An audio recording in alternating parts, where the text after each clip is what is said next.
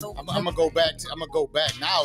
Now it's just we're motherfucking live. I'm gonna go back to it because I love this motherfucking track because the video is fire as fuck. You know? Yeah, this video to this. Okay. Let me get on my slick shit. Y'all niggas been on some bitch shit. I'm blanking out on all of these dip shit. Top of my hit list. Hustle game, I'm on my tip shit. Going hard, I'm on my stiff dick. See, I told you it's gonna be a problem if we start this shit too early. Look at that. You good? Here you go. I thought we were going No, we can do a toast. I just need some more 42. G, hand that over. Now we got it. You a weak bitch, you gon' hate me. Insecure bitch can't take me. She told me I gotta grab some Casamigos. She asked me for it. I was at the fucking Casamigos. Yeah, I be killing these bitches. Salute. We got Armani Caesar in the building. Shit. I'ma make a meal of these bitches. Run it up, fucking make a bunch of meals on these bitches. When they know you got it, they be begging you to hold it. What's good, Adrian? Too many jewelers, but the cop the apartment complex with 20 units. Oh yeah, I'm giving out pressure. I don't know why they put the glasses down. I heard a rumor about why. You get what you pay for. You wanna be a hustler, but you can't afford to work. It wasn't as refined as it is now, so the knock was to like move it to the side. So. Yeah. I don't know if that's like a wives' tale, folk tale. Like I don't know. I mean, it might be. I would imagine that it might. It depends where you come from. It might be. You know what I'm saying? Everybody do it a different way. They yell shit out. Cheerio. Yeah, like niggas do cheers all types of different ways. Don't fuck up the music, Chris. Don't fuck up the music. All right, before I play another fucking track, we got Armani Caesar in the building. I've been trying to make this one happen for a long time too. Welcome to the Danza Project. Thanks for having me. And you're out here in Miami for the weekend. Yeah, you know. Yeah, what are you gonna be doing out here for Miami? Working. I'm gonna be in the studio. Okay. I'm gonna pull up on Benny for his event tomorrow. Getting some work done. Like, you know. Yeah. Not all pleasure in the MI. Still gotta put in some work. Work is pleasure for me. I like getting to the bag. And I like, you know, just making my time down here productive. So like just bumping into people that, you know, want to work and shoot some content or, you know, just anything, creating with people that I know down here. So that's dope. Right. This is the place to do it. Absolutely. How many times you been out here to Miami? Oh gosh, too many to count. Really? Yeah. Like that. But is it always something that you've done to like just come here and work? Because I know obviously you're on a grind. Yeah. You know what I mean? Miami has always kind of just been like a place to get away and have fun. But like the past few times have been work. Like I had a show down here during Art Basel with West. And I performed down here. And before that, I did Rolling Loud. I did both Rolling Louds, the virtual one, and I did the live one. Yeah, live one was lit. I've been coming down here working. That's what's up. Do you feel like it's kind of like crowded as far as like being able to enjoy yourself now that you got some? Because even this, right? Like even doing the podcast, it's like I was talking to your manager the whole time. Like I want, obviously the most important thing is that when you come out here is to be able to enjoy yourself. Because I know just like working all the fucking time, being home, working, expected to, you got like expectations like a motherfucker. I mean, I do, but I think like just keeping that barrier there has a different level of professionalism when it comes to female artists. Like men, you can kind of like, you know, talk, like they don't mind like talking and being like, you know, the first point of contact for themselves. But when it comes to women, especially dealing with men in the industry, you kind of need that, you know, barrier there, just to kind of just make things run a little bit more smoothly and professionally, because you know, men, it's a male dominated industry. So, you know, just from experience and just being a businesswoman now, knowing how to move, it just makes things a lot more smoother. You know, because I'm nice. So, you know, a lot of times when like I'm dealing with my team and they're dealing with people, a lot of times we just trying to be fair. But sometimes me being fair isn't always being nice. So I don't come off as a bitch. Like I make sure that, you know, the business is being handled by people that handle business and not the artists. Yeah, absolutely. That's dope. How do you feel being a woman in the camp? You know what I mean? Because it's like, it's damn near like you're the guinea pig. You're the first one that they're working with, right? Well, so like, and I mean it like this. they have to. I'm sure that Wes is so used to working with males in the industry, right? And so like you're the female in there in the crew, and they got to learn through it because even with us, right? Like what I was thinking when we were doing the podcast the first time we had a female up here, it's not the same anymore. Yeah. You know what I mean? Like we got to make sure we handle everything correctly over here. Yeah. So how does it feel being in there? Do you feel like in the beginning was it tougher? Is everything started to iron out? Is it still tougher dealing with all men? Like even as simply as like going on tour or something like that with them, it's different because dudes just all they're all gonna hit the club together. Like you don't want to be doing the same shit they're doing. So how does that feel? I mean, honestly, like I'm used to it because we've been working in the studio together since Buff City. Okay. So I was a teenager when I was rapping with them. So it's kind of it's not any different. I mean, it's on a different level, but I feel like that's a level that we're all learning to get comfortable in. I don't think that it's like, obviously there's still like a difference there between the way that they prepare for shows and I prepare for shows or like video shoots or whatever the case may be because stuff that they wouldn't even understand. Yeah, I mean niggas could throw on a chain and a white tee and get in front of the camera, do their thing. It's like women, it's hair, it's makeup, is you know what I'm saying? Like it's a process. It's a whole package that come with that. So that part is, I agree. different. But I mean we all family. Like we kind of been in this like 10 years plus together. So y'all know how everybody operates, different boundaries. It's already kind of set. Yeah. Like they know how you do you, and they gotta, everybody gotta be themselves in the same room type. Yeah. Everybody can be themselves. I like that. Okay. You know what I'm saying? It's not anything that I don't like feel like I know about these guys. Like because I've known them since before they were who they are. Yeah. So they call you sis? They be like, yo, sis. Yeah, I'm sis, Armani. Like they just look at me like, I'm gang. Gang. Are they overprotective over you for being sis though? I would think so. I don't feel like they need to be just because they know that like me being in this industry for so long, like you gotta be a beast. Right. You know what I'm saying? So like I don't play about me. So it ain't really easy for, you know what I'm saying? Like, it don't really be necessary for them to step in and speak on my behalf because I'm going to say what I got to say. Because you got Facts. Yeah. Like, Okay. and I'm going to stand on that. So if anything, you can tell she's got an attitude just by the way she put that out there. But I mean, they just give me the game on a lot of things. Right. Like, you know what I'm saying? Like, that's more so of the situation, like us just kind of pouring into each other and them pouring into me because they're, all growing like career wise a lot faster and kind of did it before, and it's just teaching me more so not so much how to maneuver in this business but just the business side. Watch out for the landmines. Just knowing your business and being building your team and being able to create, so like even when we're not doing this music shit no more, we good. Yeah, absolutely. And that's what I love about the whole team, because being from Buffalo, I lived out there for 31 years. You know what I mean? And I seen how long, like a lot of people would probably look at Benny, Conway, and Wes and think, oh man, they just made it overnight. They don't see how much work it took to put in. Because I was in the studio. When I say this a lot too, and on the show, when I seen Conway at he did an April 20th event out here.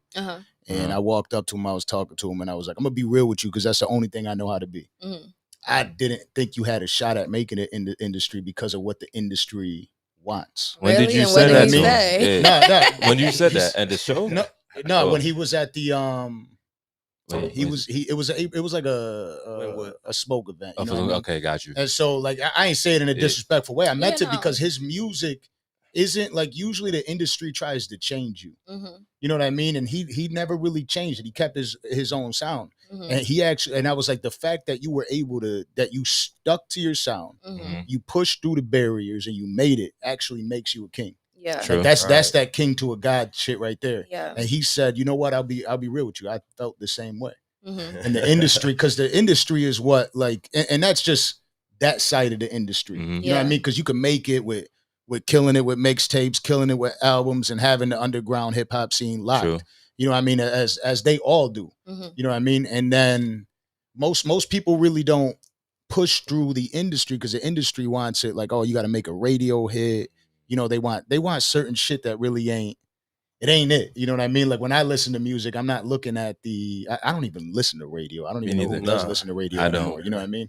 Everything I get off of is hip hop sites or following the artists. As soon as I hear a certain track, then I dive into their Yeah, you catalog. dig a little bit more. You know what I mean? So I didn't expect that. So what did people don't see how long and how much work they put in. And that goes the same for you too, because you've been at it and making music for a long ass time. Yeah.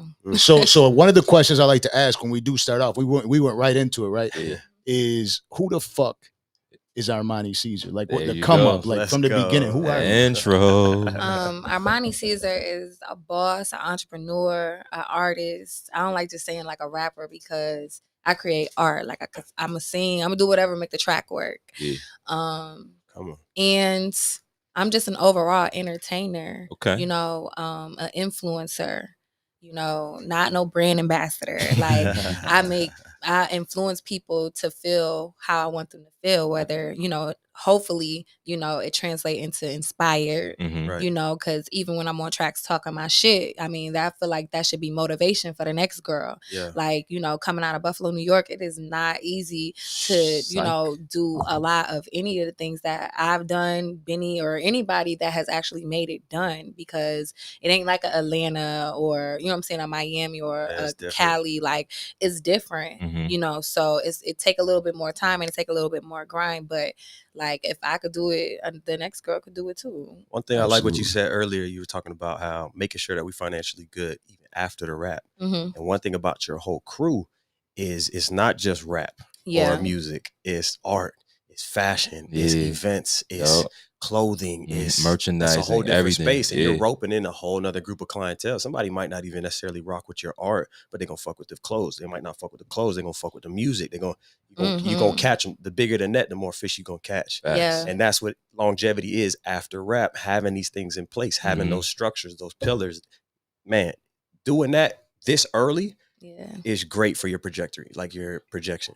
Thank you. Just off the rip from the few seconds. Trajectory was the word. Trajectory. He mixed them in. He mixed them in. Nah, well, we know where he was going. Yeah, they got it. They understood it. He did the whole hand gesture, like the kind of. I mean, the biggest thing is like we all had to hustle to be able to chase our dreams anyway. So like I feel like how you do anything is how you do everything, and eventually, like, even though this is like what we love to do, because obviously anything that you're doing for as long as we've been doing it, you have to have some kind of love for it. You know, you have to be able to like support that and grind to get that. Is that part of the Buffalo spirit? Because I just went up there my first time. We did the hip hop karaoke joint. You could stretch it outside of Buffalo. Okay. You know, you could stretch it out to Rochester. Yeah, you know what I mean? Yeah. And Syracuse and shit Syracuse. like Yeah, that. New York. Yeah. Or even I think you know what? I like to. This is just me because I'm from Buffalo, but I like to keep myself separated from New York City and what they do, and not to say like not to say they ain't nice out there. Yeah. I just fuck with the movement that we're creating too. Right. You know what I mean? With the home. And tied out to Rochester and shit like Yeah. that. You know what I mean? Like I fuck with the artists like that because it isn't the same. Even New York City has access to more. Yeah. Because there's people that are closer, like you said, like Atlanta, Miami, New York City. There's A&Rs everywhere. They got whole camps set up, studios everywhere. Like over where we're from, it was Shay. It was one studio. It was Lilo Studio. But that's cool though, because you know it's like a congregation. Everybody come together, and it's all about timing. Because as I'm listening to her and the fact that she's been around them for over 10 years, I look at it as far as timing. She got in the game when they were getting in the game. Yeah. So it didn't come off as she was chasing anything. She was just doing her. Right. And of course, they gravitated around and, you know, bring her along. You know what I'm saying? It's like, that's pretty much what I see here so far when it comes to you being here today. It's kind of like, it's nothing different. The same way when it came to what Chris mentioned about, you have other fields too. So you have your merchandise and you have the art. These are things that they kind of, you know, showed you like, hey, look, I know your music is nice, but what about this? You know? Yeah. I mean, well, they didn't show me how to do my clothing line. Oh, you did your thing. Yeah. The merch and clothing line that I have is like completely different. That's dope. Like, I mean, because again, like I just signed to Griselda in 2020. Okay. So recent. yeah, because as soon as I signed, the world shut down. So that was 2020. And, you know, I definitely like plan on like having my own line of merch and like, you know, collabing with them because I feel like, you know, Wes is definitely very like big on wanting to see us win and giving us the game on stuff. So that's something that is very lucrative and things that, you know, can definitely make you a lot of money outside of your craft. Because the worst thing that an artist can do is be banking on a next hit to be able to feed themselves or their family. So, you know, the merch, but my clothing line kind of just started with me just being a hustler and trying to get out the strip club. That's dope. Yeah. So, that's dope. No, I'm serious. That's dope as fuck. And realizing that there was a market. Now that comes from her just being fancy. Yeah, you know what I mean? She's like, yo, she's fancy. You know, I see the Armani's Closet. Yes. Right, and you got like, you know what you're doing with the fashion shit. Okay. And so like I know that you've been doing Armani's Closet for how long? So Armani's Closet started in 2019, but it started off of me just selling like my clothes on consignment. Yeah.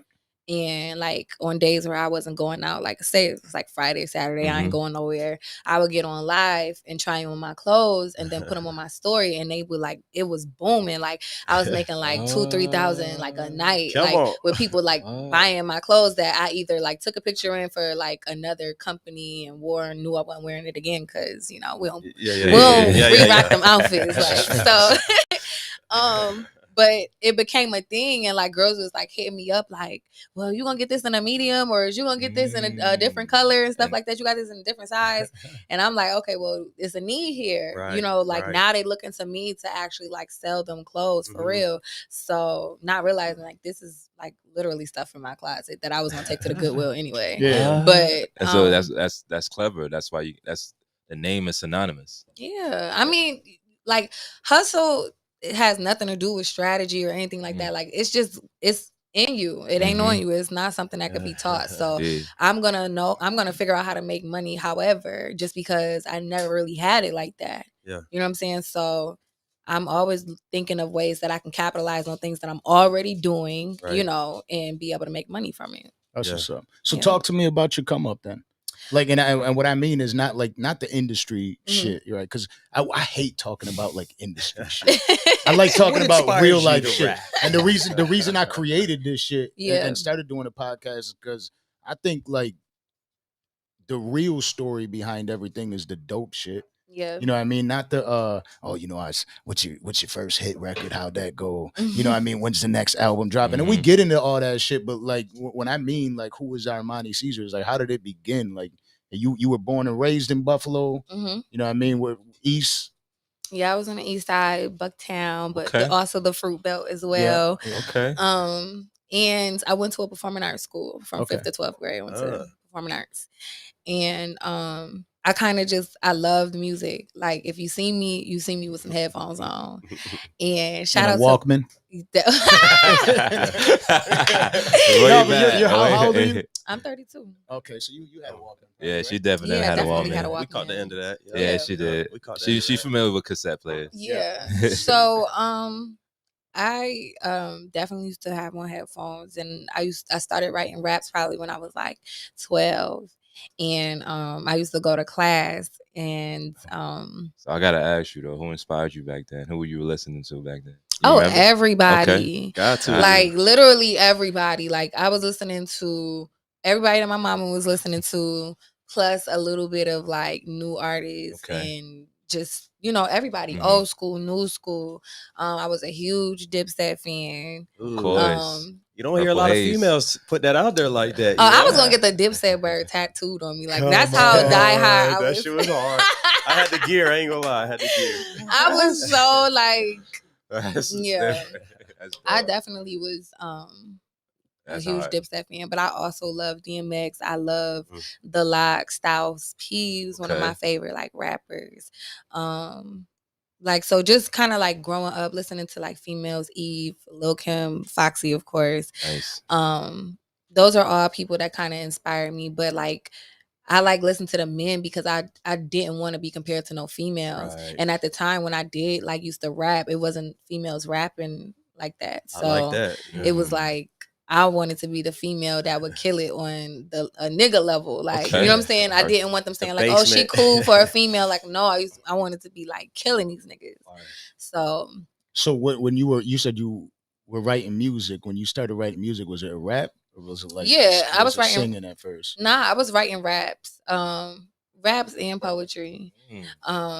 But essentially just raps. And I used to like plug this microphone up to the computer, to my laptop, and used to like be rapping all quiet. Like my mom and I would like burn it out on a CD or whatever and bring it to school and like have all my friends listen to it and Check stuff. me out. They be like, that's you? Yeah. So I was making my own mixtapes before, you know, like I actually got on. So then that's how I ended up meeting Shay.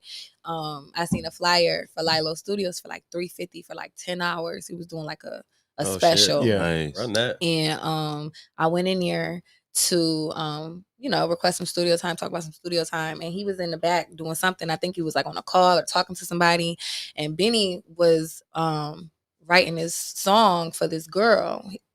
They had another girl because they were doing like this Buff City group movement at the time, and they had this girl in there. Her name was Suge Avery. I never forget.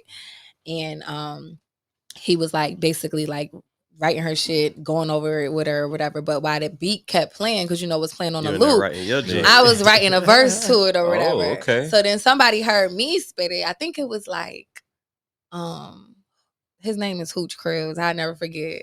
He was like, let me hear you rap. He was like, let me hear what you got or whatever. So I rapped it for him or whatever. He was like, oh, she nice. Yeah. So then he went and got Benny, and Benny was, you know, Benny was like, oh yeah, no, she fire, she straight. So then Shay came in or whatever and heard everybody listening to me. So I rapped for him, and then it was like the rest was history. They got the girl out of here. They put me on that song. It was called Undercover. Oh, so you got the song? It was on one of Benny's old mixtapes. Nice. That was the first song I did. Was Avery still on there? That's when Benny was still 2 Chainz Benny? Yeah, he was 2 Chainz Benny, man. 2 Chainz Benny. Now, in that moment, the fact that you were able to get on that song, did you feel like, okay, not that you made it, but like, I could do this? Like, did that give you more confidence and security as far as your talent goes? I mean, or is it one of those things where you're just like, all right, even though I'm here, I still got more work to do? It was definitely, I have more work to do, but I just knew I was taking it more serious because I was like in a real studio versus recording in somebody's closet. And, you know, like it was already showtime. And you're looking like, right at Shay, like when you were in the studio. The glasses right here and Shay's oh yeah, if you don't get that stank face from Shay when he's recording, or if he don't do like the little hi-hat, the little so you looking for reaction, you ain't killing it. Like Shay got this face that he used to do, like every time, like he would be like listening to you, like if he like sitting here recording, bobbing his head, it's all right. But like when he make a ill face, it's like this face that he make. And if you ain't doing it right, he's stopping it. Nah, do that again. Nah, like so. I mean, it depends on who you are because we had like our core people that came to the studio that you knew like was getting busy out. Everybody was welcome to the studio because he was gonna get the money. At the end of the day, like you know, he would stop you, but 9 times out of 10, the people that was like in there, he didn't really need to stop like that. Like very seldom heard him tell you to do something over or something. But from that moment on, I created my first mixtape, which was called Bath and Body Work, like a week later. A week later? Yeah, we started working on my project. Yeah, he was like, nah, like you big mama, like no, you about to work. Like he makes people work. We did what I'm saying? We did a shoot. You know what I'm saying? We did, shout out to Kid Cole. We went to his house in the hood, which was like one of them hood spots, but it got like, once you go in there, got a little jacuzzi and a pool table, you know, like some hood rich shit. We did a photo shoot in there. Some hood rich shit. Yeah. And it was, I mean, that was the start of Armani Caesar. Like Shay gave me the name Armani Caesar. Really? Oh, really? Yeah. That's what's up. Yo, Shay's a legend. There's so many legendary stories just on this podcast about Shay. Yeah. You know what I mean? Like when I first had because I did music way back when, and when I first did a album release, it was Shay that came. He was like the first person that showed up. Yeah, he came with Rick Hyde. You know what I mean? Bought a bunch of bottles. He's sitting over there cracking the bottles for me. That You know what I mean? support is major, bro. It's dope. Just like it's just dope shit that most people like. I feel like in Buffalo, if you don't know who Shay is, I don't even know if I trust you. You know what I mean? Like what you mean in Buffalo, or the fact that you're in Buffalo, if you made music, and I feel like if you don't know who Shay is, I really don't. Like, got you. If you don't know who Shay is and you're in Buffalo, you're lying. So you right, exactly. So you mentioned stripping, and then what was it like getting? And first off, what advice would you give to a woman trying to get out of that scene? Because obviously you made it out and you're doing your thing, but what was that scene like? And then that transition. Yeah, transitioning out of it. What advice would you give? I mean, it's no real advice that I can give to a person that's trying to get out of it, because you're going to get out of it when you're really ready to get out of it. That's fair. Like, because the strip game is directly parallel to the streets. Like, we basically on a block selling the same shit. You know what I'm saying? Everybody in there got ass and titties. Mm-hmm. And it's more or less like, you know, we got to deal with the same shit. When it's beef in the streets, it's beef in the club. Right. When, you know what I'm saying, the streets is dried up, the club is dried up. Niggas ain't spending no money. You got you competing with other girls. So you got rival girls that's try to stop your bags or just hate, doing some hating shit. And then you got to deal with the niggas that's watching you leave out with these trash bags that may be trying to follow you home or rob you or, you know what I'm saying, set you up. So it's literally like the same. And it's also the same in the sense that the money is so fast and addictive. Mm-hmm. At least back when I was doing it. Tough to leave it. That is very tough to leave. So I literally had to get fired from a strip club to leave. But me to leave. Because I would try to leave, but you know, like when you become how someone get fired from a strip club? I spit on somebody. Oh, that's one way. That's one way. That is one way. Yeah, I was ready to get out of there. It was time. But it was not easy. You know, like I would stop for like blocks of time, you know, like get a nigga or something like that and you quit for a little bit. But when that situation don't work out, if you don't have no hustle about yourself, or if you didn't handle your money right, then or just don't have nothing to fall back on, because honestly, it's like money gonna always spend. Right. So if you're not making it, I don't care how much money you got saved up, it's going to dwindle down at some point. So you know what I'm saying? You can't like retire and not do anything from stripping. Right. So you know, eventually I would end up having to go back and stuff like that, and just kind of like that kind of break your confidence down a little bit, because you think about it like, damn, like I don't know anything outside of that. Like I started dancing when I was like 18 years old, and then I went to school, so I stopped for like, you know, 3 years and went back into it, because in school I was working like 2 jobs and still ain't the same money. It was not the same money at all. That's the hard part, man. So it was like I ended up going back to it because that was the easy way. I knew how to make money, but outside of it now, I know that like if you can make money in a strip club, you can do anything. That's you can run an enterprise, just like a nigga in the street. Like if you can run a block, you know what I'm saying, you can sell drugs, like you can run an enterprise because it's set up exactly the same. And you need the same amount of confidence to do it. You need the same amount of like know-how, instinct, all of that to be able to do it. So it took me not having a choice and just having to figure it out. But I always looked at that as like my plan A. Even though I didn't like doing it, it still was my plan A in the way that I knew how to make the most money. So it was just, you know, it wasn't easy to do, but, you know, I used to pray about it. Like before I used to go to work, I used to always pray just because, you know, you never know. You just never know. It would be shootouts in the club. It would be crazy. Drama and everything. But I used to just like pray, especially like when I was about to quit, for just like a way out of it, because I didn't want to like quit the strip club and be working at Walmart. Or, you know what I'm saying, be having to be like a cat bitch. Like I always like having my own money. That was like one of the perks. It was like regardless of whoever I was with, I was like I would be straight. I had my own shit. You ain't have to worry about anybody else. And especially like that's how the world is, right? Especially like for a female, and the way they obviously looked at you as dudes always probably thought like, oh, let me spoil her, let me do this and that like that, but maybe they weren't treating you right or showing you that same respect. Like, you just lose your power. Like you lose your power when you give somebody the ability to decide whether you're going to eat or not, whether you're, you know what I'm saying, whether you have or you don't have, you going shopping or not, like you know what I'm saying. And I just never liked that. You know, and I come from a single parent home where I seen my mom like do whatever she had to do to make sure that we were straight without anybody. So that was just already kind of embedded in me. I knew that was a wrap. So were you still doing music?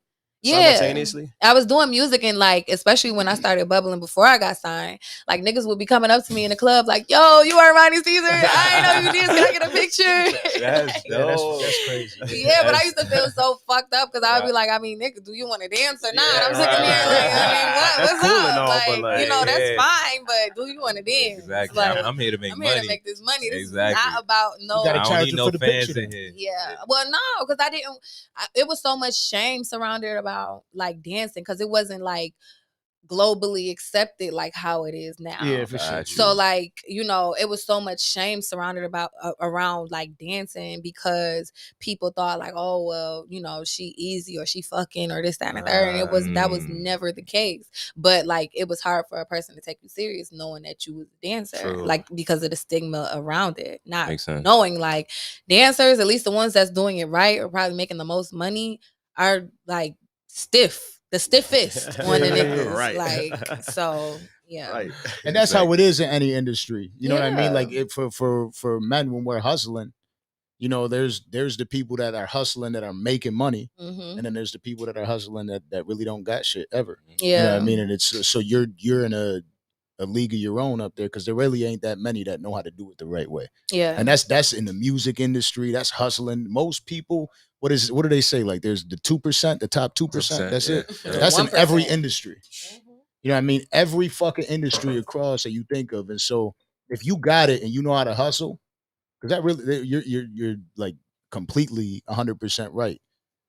It is the same exact shit. And I probably never would have known that had I not talked to you today, just like learning about the industry and how it works. It really is the same exact shit. Because you got girls in the strip club, like you would think like the pretty girl would be making the most money, but really it may be like the girl that may not be the prettiest, may not have the best body or whatever, but that talk game, Or hustle, right? she gonna be leaving with the bag. And you be like, damn, like I used to go in these clubs and see like these girls and like, you know, when I first started, I was kind of like a little shy or whatever. And, you know, I would be seeing these girls like, because I would just be wanting niggas to come up to me. Like, but I would be seeing these girls walk out with these bags consistently every single night. And I would be like, damn, like, what the fuck is she think they're doing? And you know, you had a little hating bitches like, oh, she fucking that nigga, this, that, and the third. And it's like, no, like, once I actually got to, like, kick it with, like, a girl she was just, like, putting me on game and, like, letting me know. I was about to ask that. Yeah. So there was, like, there had to be, like, the one, right, that really put you on game? Or a few? Not necessarily put me on game. I'm very observant. Okay. Right. So like I just watch people because a lot of girls in the club ain't gonna give you the game because again, it's more so like hustle than strategy. You know what I'm saying? But what I do know is like I just paid attention to certain patterns and certain things, like, and you know, just you talk to a person long enough, they, you know, drop a few jewels on you. Yeah, right, naturally. Yeah, I just stayed to myself, got my money, and got up out of there. Stayed out the way. That's smart, man. Not everybody could say the same. Yeah, and look at you now. You know what I'm saying? It might have been something that you had to go through just to kind of pick up some game, pick up some hustle. You know, touch a few hands, talk to a few people, whatever. Kiss a few babies. I mean, you know.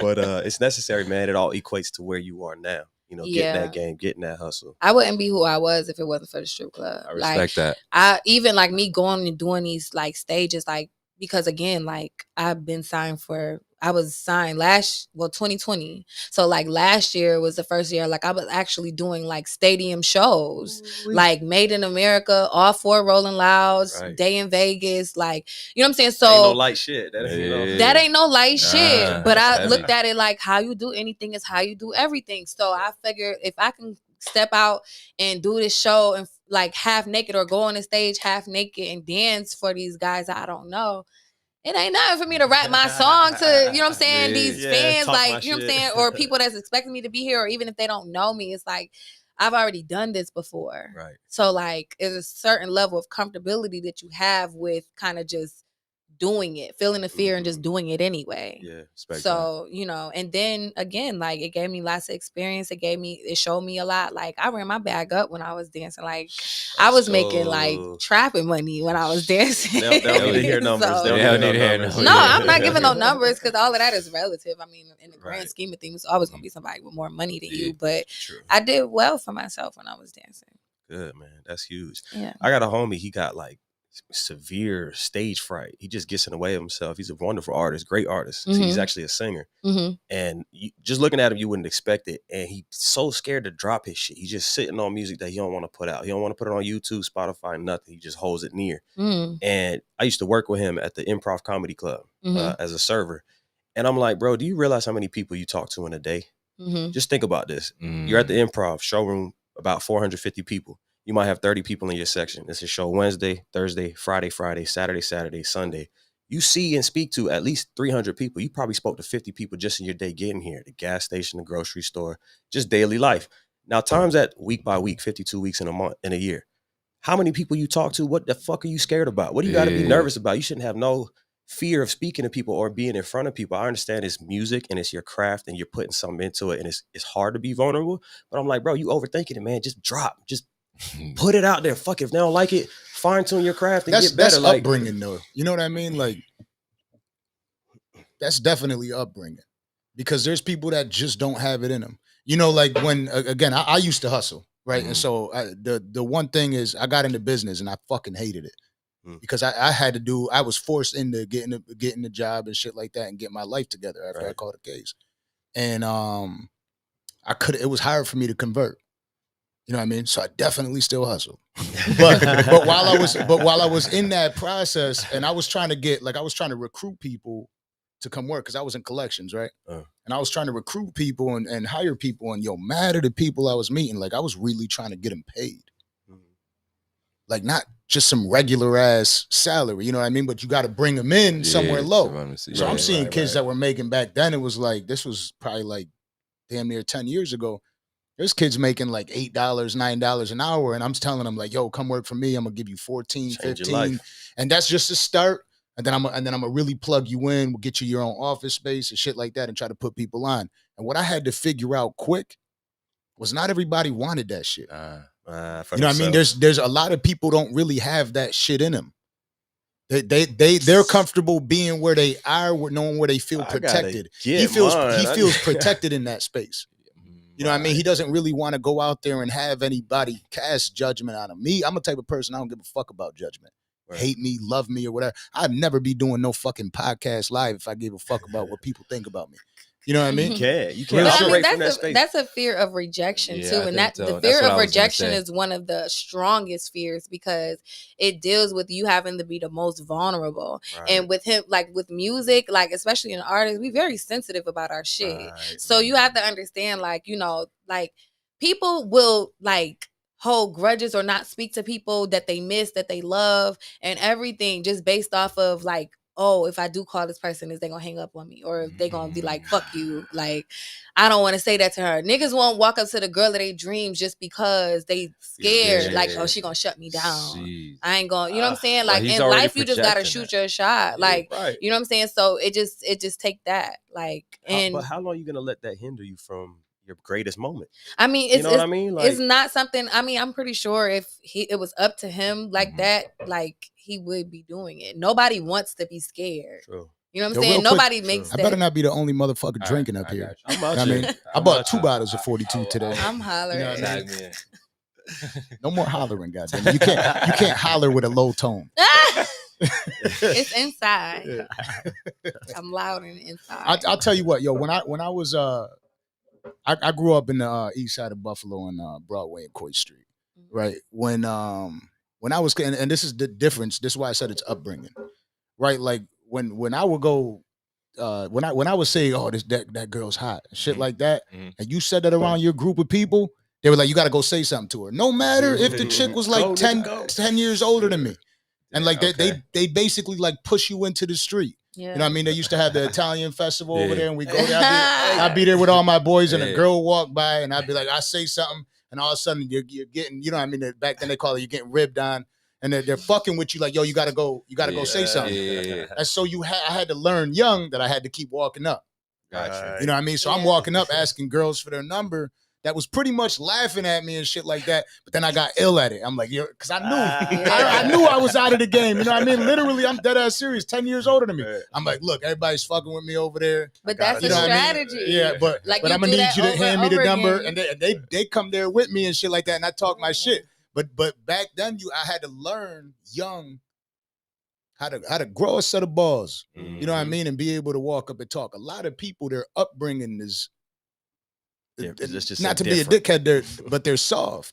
It is. I mean, you ain't wrong, man. Is he soft? Yeah, I mean, it just take practice. That's my dog. So you know what I mean? Yeah, I mean, it does take practice. It just take practice. He got to start small. He got to drop one song. You know what I'm saying? Get it out there. He got to drop another song. Like, you know what I'm saying? Like, because it just take you doing something over and over and over again to where that fear kind of just goes away. See, I'm just such a blunt person. How old is he? About my age, 30, Yeah, he's 32. Done. He's done. Yeah, it's hard. No, it's over. I got faith in my dog. I'm just saying, if at that hard. age he hasn't decided that he wants to put his shit out, it's over. It's a wrap. It might be this conversation right here. He can be like, damn, I ain't like hopefully he listens to Yeah, it because for the most part, I'll say I'm 100% positive that he's gonna make no impact on the industry. Never gonna watch your tone. Don't talk about. I'm just saying that he could send it to he could play the music for you and shit like that. But it ain't if you don't have it in you. At that age, it's fucking hard to get that type of... But a lot of legends I'm not saying have this music... stage fright. Like, you know what I'm saying? Like, honestly, like, looking back, I don't want to, like, misquote, but I want to say, like, it was somebody, legend. I don't know if it was, like, Prince or somebody like that, had, like, terrible, crippling stage fright. I think it's just something that you have to kind of just, like, work on over and over, but... I ain't gonna say like it's over for the men just because I mean in this industry it only take one. It does. Right. You know what I'm saying? Like, and the right person hear that, like even if y'all start dropping it, like, you know what I'm saying? There's ways around that. Maybe it ain't on him to drop his shit. Maybe he just needs to toss it to one of y'all and y'all put that shit out. Right.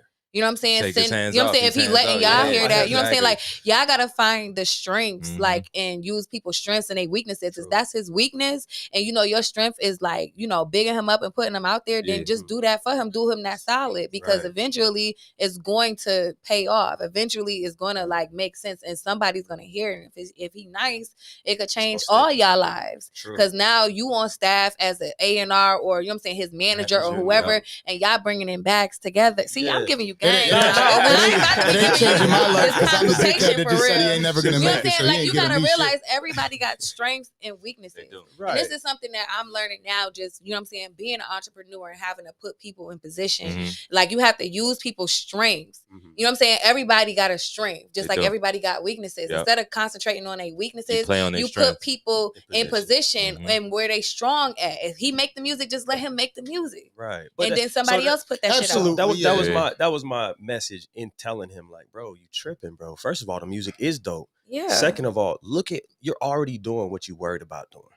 Getting in front of people. You're already in front of this many people. Mind you, also working at the Improv, you got a different star, actor, comedian. It might be somebody who's Instagram famous every weekend, and you shoulder to shoulder. They come into town, and if they never been there, they need a plug on the tree. They want to know where to get a good drink at, good meal after 3 a.m.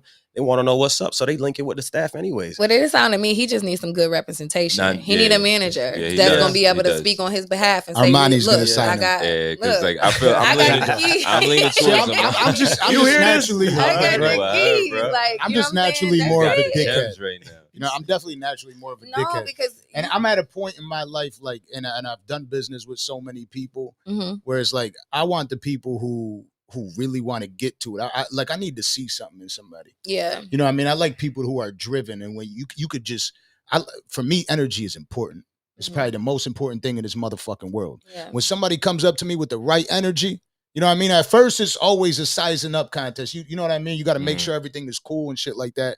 But when you're doing business with people, even with hustling, if they don't got the right energy, I don't give a fuck how much money they're bringing to the table. It really never fucking mattered to me. Like, cause it ain't about that. But look at people like, okay, I'll give you a prime example. Look at Summer Walker. Okay. She has crippling anxiety that literally stopped like half of her tour when she first came out. But Summer Walker, one thing about it, people connect to her, and that is a walking like. She's like our new, dare I say, Mary J. Blige. I agree. When it comes to relating to like females and females literally taking her word and like being able to connect with her, especially on a baby mama level, on a, you know what I'm saying, talking about niggas that ain't shit. And she's one that don't really do no interviews. True. She don't, I'm pretty sure 9 times out of 10, she ain't never did none of her bookings or anything like that. So with that being said, it's like, this is a star still. Right. Still. Her talent is undeniable. I agree. She just don't have, you know what I'm saying, that thing that is social. And now we in a society where like people's anxiety and the different like mental capacity of people like now is just different. It is. You know what I'm saying? It's not like in the 90s really like pre-social media. Really so people now like I'm glad you know what I'm saying? Social media has made it like to where people are very like unsocial. We're less social than we've ever been in life. I agree. So now it's like, you have those people that are able to like rub shoulders with the people that you need to talk to, and then you have just the talent.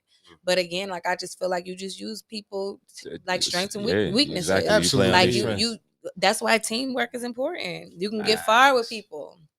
Absolutely. You know? I hope you hearing this, man. I hope so too. But you know what I will say, since you touched on that, and it's definitely such a fucking controversial way to put it, but it's social media for sure, and ass whoopings.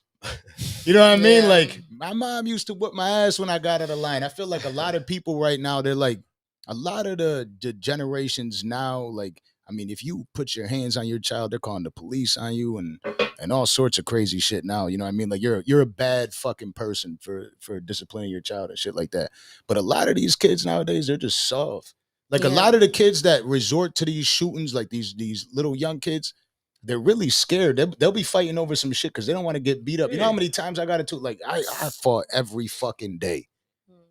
I got jumped so many goddamn times. You know what I mean? Like I fought so many goddamn times. I was never. But yo, some of these people, they're afraid just to end up on Worldstar getting knocked out. They don't want to be on because show. that never goes away. But I also feel like this generation, they don't know the difference between discipline and abuse. Okay. There's no there's no way to be able to discipline somebody without feeling like, oh, you're being too hard on them, or you're not being sensitive to their mental state, or you're not, you know what I'm saying, taking into consideration how they feel about XYZ. Like I do feel like, changes need to be made from the way things used to be to now. But at the end of the day, I still feel like, the reason that we are where we are now is because there's no difference between discipline and abuse. Yeah. So nobody is disciplined, and without discipline, everything is gonna fall apart. Because one thing, like my mom always used to, my mom used to whoop my ass, man. My mom power bombed me in the bushes. You know what I mean? My mom used to whoop my deserved ass. It. Yeah, I did. I slammed the car door, and it had slammed my little sister's hand in it.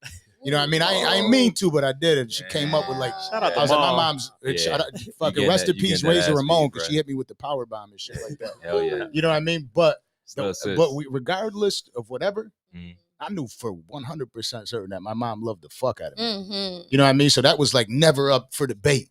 So when she whooped my ass, the first thing I thought was like, man, I go in the room, I scream and bang my head up on the wall and shit like that. Ooh, you know what I mean? Yeah, exactly. I didn't even want to say it. I was worried right now she would have heard that. I say that shit, you know what I mean? I feel like everybody done said that. Hell yeah. Like, so but that's how it was for me. But at the end of the day, I knew what time it was. Facts. Yeah. And I think that if you love your child the right way, if you raise your child, because I got a kid on the way, man. I got like a couple weeks left. Bless. I'm excited as fuck. I appreciate that. I got a baby boy on the way. So like, if he's gotta get his ass whooped, he's gonna get his ass whooped. You know what I mean? Like, I don't know if I'm gonna power bomb him through the bushes, but I might power bomb him in the pool. You gotta do it and be like your grandmother told me. You just have to like kind of have those conversations and still have that whoop discipline. that ass when needed. Because again, like I felt like, growing up, a lot of the time it would just be no, and that was the end of it. You know what I'm saying? And me just being a rebellious spirit, and I ain't even gonna say I was rebellious. Well, I was rebellious, but I was more so curious too, and I just needed to know why. Like, oh well, why can't I go to this high school party and everybody else going? And my mom is saving me from that because she's like, because they be shooting, stupid. But it's like I didn't. It was just no. So all I seen was my friends going and having fun. So guess what I'm doing? I'm sneaking out, and going to the high school party. But then I end up in a situation that I could have avoided had I just, you know what I'm saying? Like, had that conversation with my mom, like I would have understood. And some shit you just got to go through. But either way, I just feel like, having a healthy balance, of.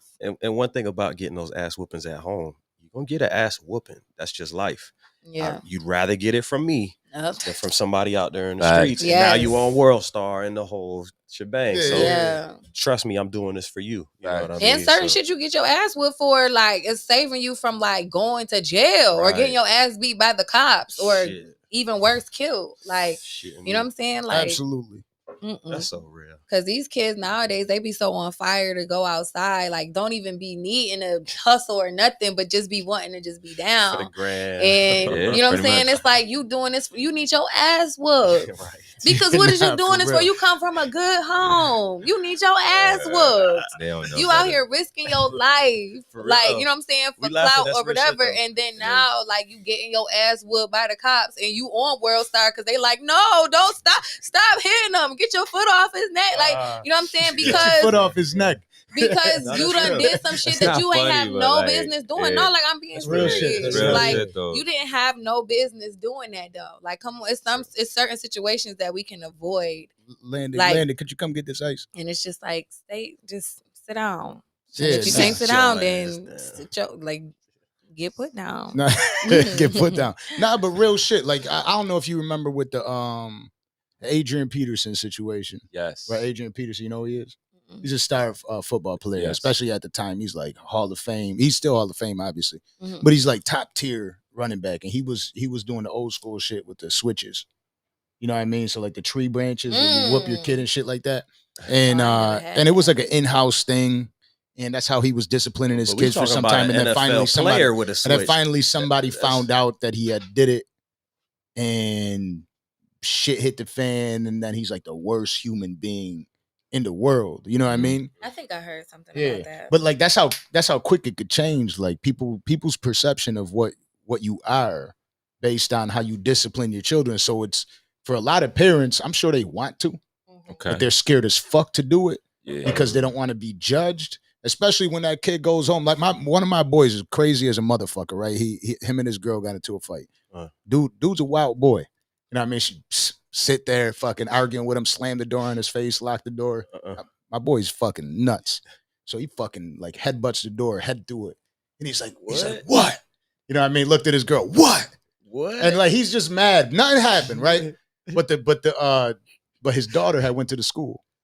She over there headbutting shit. And told the school what happened. So all of a sudden it because changes that's the also image. traumatic though. Like For sure. one thing about it, like kids pay attention to Absolutely. everything. They're sponges, man. So like you also have to realize too, like she could grow up and really like her nigga could be doing that to her. Or her Yeah, man nah, could for be- sure. You know what I'm saying? So like you have to be cognizant of that too, because you got people watching Setting you, so that you're example. responsible. Absolutely. I think that we all of a result of like our parents, and parents just do the best they know how to do based Right. off of what they learned. But And previously, sometimes like yeah. it can also be like trauma based learning where it's like Mhm. you got beat so much that when you have kids now it's like, oh no, You don't my even kids wanna- ain't getting no whooping. I see Yeah. that a lot. Like, you know what I'm saying? So now your kid don't know nothing about discipline because they doing whatever they want to do Facts. just because you know what I'm saying, What you haven't went fixed through. your trauma. You know what I'm saying? Mhm. So Yeah. It's wild. My boy, I was just talking to my boy earlier today. Yeah, hit me up. He was telling me they just robbed his car last week at the store. And I don't know if you know about the shit going on in Buffalo, but there's like little kids, right? Like little kids, 12, 13, 14 years old, stealing whips, riding Mm. around. So they stole his shit you ain't seen right out the hood. He was at the store. Hey.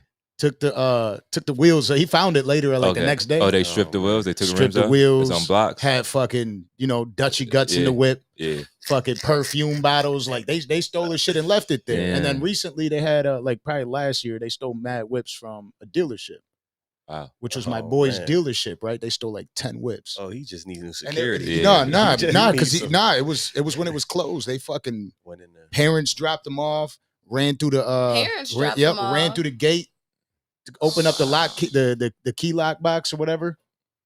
Took the keys, rode off with like 10 whips. That's Right? a whole ass All the scheme. kids that ended up getting caught for it were 12 and 13 years old. But that ain't new. What's the movie with OG Bobby Johnson? What's Oh, the shit. South South Central. Central, He yeah. was Yeah, like yeah, 11 right. and got Yeah. shot in the back trying to steal somebody's Like car. that, Like, radio. yeah, radio, like yeah. that's always because Man. kids, they're the most impressionable, and like older people can influence them to do something, and they know they're not Absolutely, going to yeah. get no real time. But kids they are raising juvenile. kids. You know what I mean? Like it's a lot of kids. Because think about it. I'm 36. A lot of the kids are raising these kids. So think about a 12-year-old and their parent is just like 20, 30s, 23, yeah. you know what I mean? Like they're still little ass kids. They don't even know themselves. That's true. You know what I mean? They ain't even get their ass whooped. So their kid is just like, I was, when I was talking to him earlier, what I was saying, I was like, with a lot of these people, they're raising their kids to just be an extension of their crew now. Instead of just like being a fucking parent to them. Really? You know So what I mean? they 'Cause raising really them don't- like their friends? They don't got time to be a parent. You know what I mean? They gotta make ends meet too. And it's tough. It ain't easy because it's really a tough ass situation being out there. That's the thing about raising kids, man. There's no real rule book to it. You could do everything right. They still gonna turn out how they turned out. Because again, you could. You could, but possibly you got a can. better. You could increase the probability that you raise a good child by doing the right things. You know what I mean? If shit slips through the cracks, it is what it is. But you got to be. One of the biggest cliches is like the preacher's daughter, the preacher's son. Yeah. You don't think they're doing everything in their power to raise a respectable human being? I wouldn't say the preacher knows how to raise a kid. But that's just me. That's I'm just just me saying. too. I'm gonna leave that We ain't alone. gonna go there. We're not gonna That get ain't into this it. episode. That ain't. You know what I mean? Leave that alone. Your son, God's gonna guide you through the way. You know what I mean? Like, nah, you got a parent too. But talk to me about the music though, because I told you eventually we get into music and shit like that. So what was the first project you ever dropped? You said that was the. It was called Bath and Body Works. I was in Bath and Body Works. I knew it was Bath. So Yeah. Bath and Body. So Bath and Body Works. Okay. And that shit was all the way. It was a mixtape, right? Yeah, it's a mixtape. Okay. So you had original beats on there, or you were just using other people's beats? I was just rapping off other people's beats. That's There's dope. a couple original beats on there, Okay. but back then we was just rapping off of other people's beats. That's what a Yeah, mixtape exactly. was. The J Arms Mix- joints, the Come J on, Arms man. instrumentals. Mixtape Weezy. No, I was going off of like old Kim and Foxy Mhm. beats. Okay. You Smart. know, a few Smart. Mob Deep, like that kind of Smart. vibe. Beats know. that's You know what the J Arms is, right? Remember J Arms had all the Ah. instrumental tapes, yeah. I remember. Yeah. Okay. So when did you decide? Like obviously when Shay probably had a huge influence on you taking it serious, hmm right? When did you know? Like when did you know? I knew then. I Because feel like that, yeah. you know, just the response that the mixtape was getting. I mean, like people were like listening to it and it was cool. But I don't know. Like I always knew I wasn't gonna be regular. Let's go. So it's kind of like Let's like go. that. I knew like even that. if it wasn't music, whatever just it was gonna gonna break be, some I was way. gonna do something I'ma be great. dope. Like Yeah. I was gonna be straight. And music was something that I really love. Mhm. But I feel like even now it's still just a catalyst to be able to give me the freedom to be able to do more and fulfill my purpose, which is again just inspiring and motivating people. Come Facts. on. So Fire. whatever that is. That's a solid whether mission it's, you statement, know, though. It is. yeah, whether it's music, entertainment, clothes, like whatever, like I'm gonna get in my bag and make a bag, have fun, Let's go. and inspire Now, others. Do your fucking do thing. you still do poetry and things like that? Like on your alone time? No, No, I not so just much. yeah, like if I'm doing poetry, I'm writing a rap because it's like I need Basically. to use these bars. Yeah, put this to use. No Yeah, bars is going to waste. I feel like rapping is poetry. I think It is. Right. you know, the biggest thing is just staying creative and creating on whatever platform like is important. You know, and again, like I just never wanted to be put in a box. I didn't want to be a female rapper. I didn't want to be known as a rapper because that still sound kind of corny. Just a Especially rapper. now, it's like because everybody rap. Right.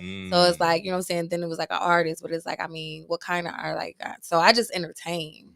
You know, I entertain. I need to entertain on every platform. Right. That's like timely. that. This day and Yeah. age, you gotta have a mixed bag of tricks. You know what I'm saying? You gotta be able to do a little bit of this, a little bit of that. Yeah. Or else people ain't really checking for you. Yeah. You know what I'm saying? It's tough.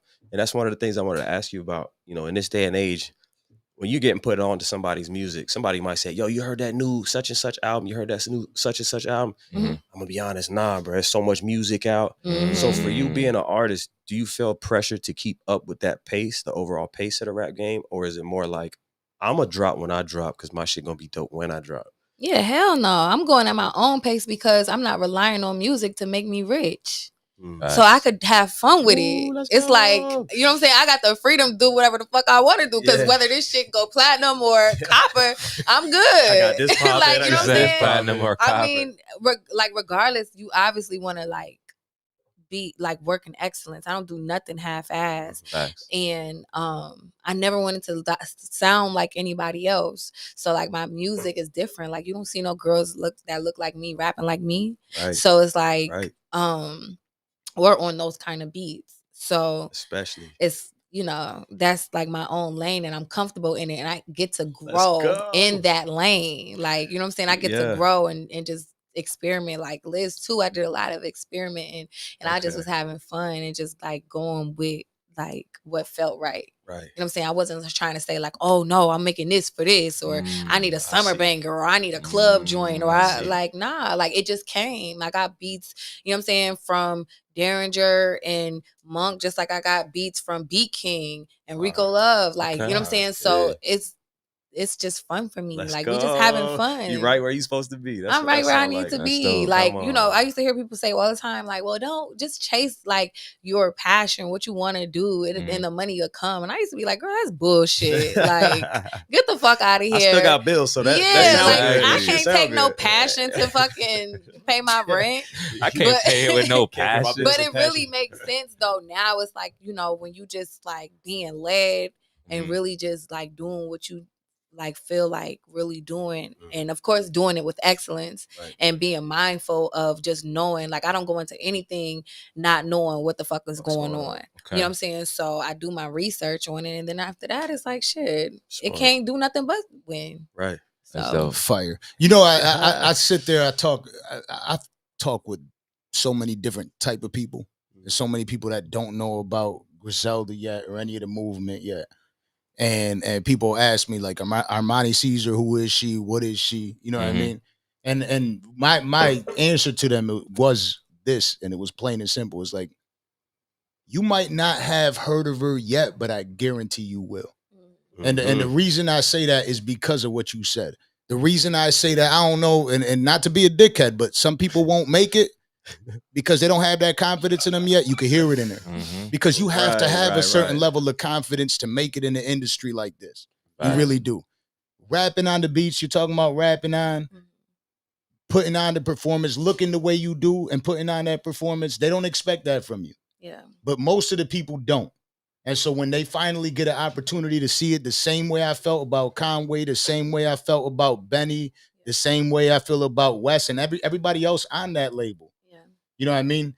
You're not. So that's why I said, like in the beginning, like they don't expect a female to do that. Period. No, you know what I mean? Yeah. They really just don't expect a female to do that. So when they see it, you know, it's when it catches, it's just gonna blow up that day. Not to say it hasn't caught yet, because people know, but when it really catches, obviously you'll know.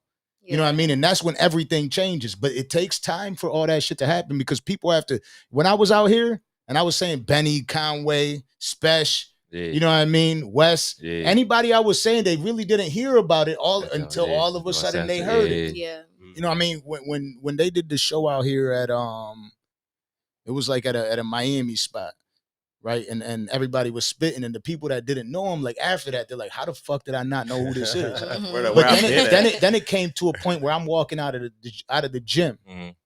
And I hear the tracks. You know what I mean? Like I walked out of a gym, told me about real that. shit, and I heard a track. And it was the West Side Gun and the joint with you.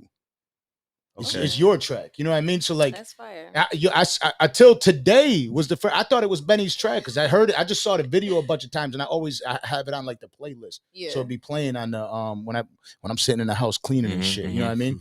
But okay, you better clean it. You see how you put that in you know there? what I mean? But like, you drop that in there. But like, when when people like to know that people all of a sudden I'm wearing a hat and they're like, oh, Griselda. I went to the gym with Camo. Right, I told you there was this dude that was like a super fan of me because I gave him advice on his music. Right, I'm at the gym just working out, so the dude like super fan of me. Every time I'm in the fucking gym, he wants to have a fucking 3-hour conversation with me. I'm trying to work out. Inspired. I'm in there with Camo. He sees like the Buffalo Kids joint. You gotta charge. And this dude is just like, yo, this dude like I'm like the worst person in the world. Now you get out of my way. Talk to this guy, but it's because that the people out here are finally they're starting to learn. It's only a matter of time before the whole world gets to hear that sound. This is that sound. And, you know, just like Atlanta came up, Cali came up, you know what I mean? New York City came up. Just like it changes. Like Chicago had a run, and they have a run. But Buffalo has its run right now. Just upstate New York has its run right now. Yeah, you know what I mean? And I feel like all of it's gonna be coming through to there because the buyers are different. The story is different. Over here, it's a different pace. Like me making money out here, and I make good money out here. You feel me? But like me making money out here, I feel like the people are a little slower out here. Like they're trying to hit the beach. Yeah, it's more. You know what I mean? Like when I feel like every time a New Yorker's out here, that hustle is different. Yeah. When they hear that through the music, and when it like, cause it never, nothing ever catches right away. Yeah. You know what I mean? But once it catches, man, I really feel like that's what I was saying. With that's how I said it. I was like, you might not have heard about Armani yet, but I guarantee you will. I said it. I had to take these dudes out to dinner, and I'm like, look, we're gonna talk about this shit, just so you know what I feel about what I know about. You know what I mean? So I really feel like your time is coming. It's only a matter of time before you really blow up. So what track are we gonna play for him off Liz 1? Before we talk about anything else, I want to play a track off Liz 1. You know. Let's play the countdown. That's it. Okay. And then tell me about the countdown. Actually, tell me about Liz 1 in general. Liz 1, I did it literally. So I got signed in March of 2020. The world shut down. Around, I would say, like the summertime, maybe like May, June-ish, everything started opening back up. Wes like, come on, what we doing? You ready to record? I'm like, I give you 7 days. No, I think I told him like 2 weeks to come down there because I was scared to come outside. I had caught COVID like right at the peak. So that shit wasn't no hoe. Like it was crazy. Like, yo, I ain't playing no games. I was scared. I didn't want to come outside. So I was like, yeah, I'm gonna come down there. And then also like I had started my boutique. So I was literally Armani like Closet? working. Yeah, Armani's Closet. And I was like in the midst of working. Like I remember like I drove down to Atlanta with all my inventory in my trunk with my printer and everything so I could package my orders and ship them out from there. That's what's up. That's dope. She was like, even though I'm going to rap, I'm still doing business. Yo, I got yo, that's dope. In a pandemic. Yes, in a panties. So I went down there and I finished the Liz in like 3 days. I locked in the studio. How did you finish? Did you already have all your content recorded? Like, okay. Nah, I went in the studio for 3 days, and shout out to Burton. Burton was recording. We was in the 5, which is like this place that Wes has. Truly got artwork all over. It's real grungy, just like it's in the basement. It's like a green, so like you know you real did work. murky light in That's there. good energy though, like, but it was like I was so creative in there. I actually wanted to do Liz 2 in there, but I'm kind of glad I didn't. But it was a vibe in there, and I was like, when I'm like locked in, I'm locked in, and I was like ready. I had so much I wanted to like do and say and try, and I wanted to like hurry up and prove too, because when I first got signed to Griselda, the Griselda fans really didn't believe in me at first. They was like, who the fuck is this big booty bitch? Like, is she supposed to be y'all backup dancer? Like, I know she not rapping, or I know she not writing that, and this, that, and the third. So I just was in a rush to kind of prove that I could really spit. So like the first song I did was Mac 10s for Everybody. And then the second song I did was Countdown. Okay. And I remember being in the studio full of niggas. And the first line in there, or the second line into it, I'm talking about cutting a nigga balls off. Come on. Yikes. Got their attention and, but I wanted to like say shit that I knew would be captivating and like jarring. Yeah. And like, who the fuck what's going on? And just how the beat even like, I was like, nah, like you need to put a sample on that and scratch that up. And then after that, then Simply Done came. And he didn't even tell me that was a primo beat, because it didn't, when he played it, it had no scratches on it or nothing. It just was the beat. So at the time, you know, I'm not really, I was rapping off of South Beats when I, you know, was doing music on my own. So it was I really didn't know how to really pick Griselda beats like that. And I think Wes was kind of just checking my temperature with a lot of it. So he would just like throw on a beat and be like, let me see what you're going to do on that. Let me see what you're going to do on that. And I was so busy trying to like impress him, like, oh, I got to kill this shit. Like, I got to kill this shit. So like, I would just go in. Dope. And it was just like that energy for, I would say like 3, maybe 4 days, including like songs that I did Drillorama. Me and Benny did Drillorama in Buffalo. Okay. And Yum Yum I had did in South Carolina. So those 2 songs were not on there, but the rest of it was all done in the 5 in those 3 days. And after those 3 days, I packed my shit up and went back home. It's still COVID free. Yeah, COVID free. I was like, I need to get in the house. Hey. Fuego. Come on. I was see what I told you the problem is with the fucking sipping this early. Like, I'm already in the zone. You went, all right, so is it me or you switched your flow on the second verse? Because the first verse came off a little foxy. It had a little foxy tone to it. I like but that. with your swag, with your sound, with your, you know what I'm saying, with your delivery.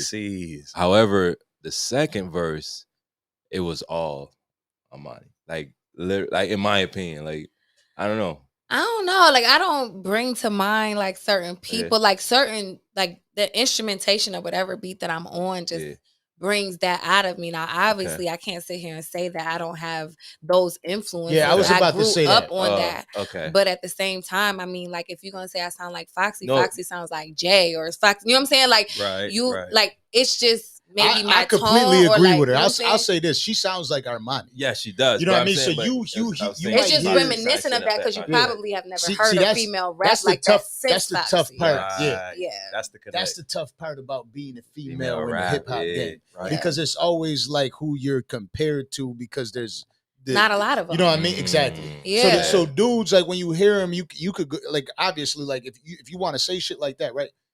Damn near 90% of the industry, these dudes right now sound like A Boogie. Yeah. You know what I mean? When A Boogie came out with that certain style, right? Like, and then everybody jumped on that style. But then, like, there's a certain people like Wordsmith.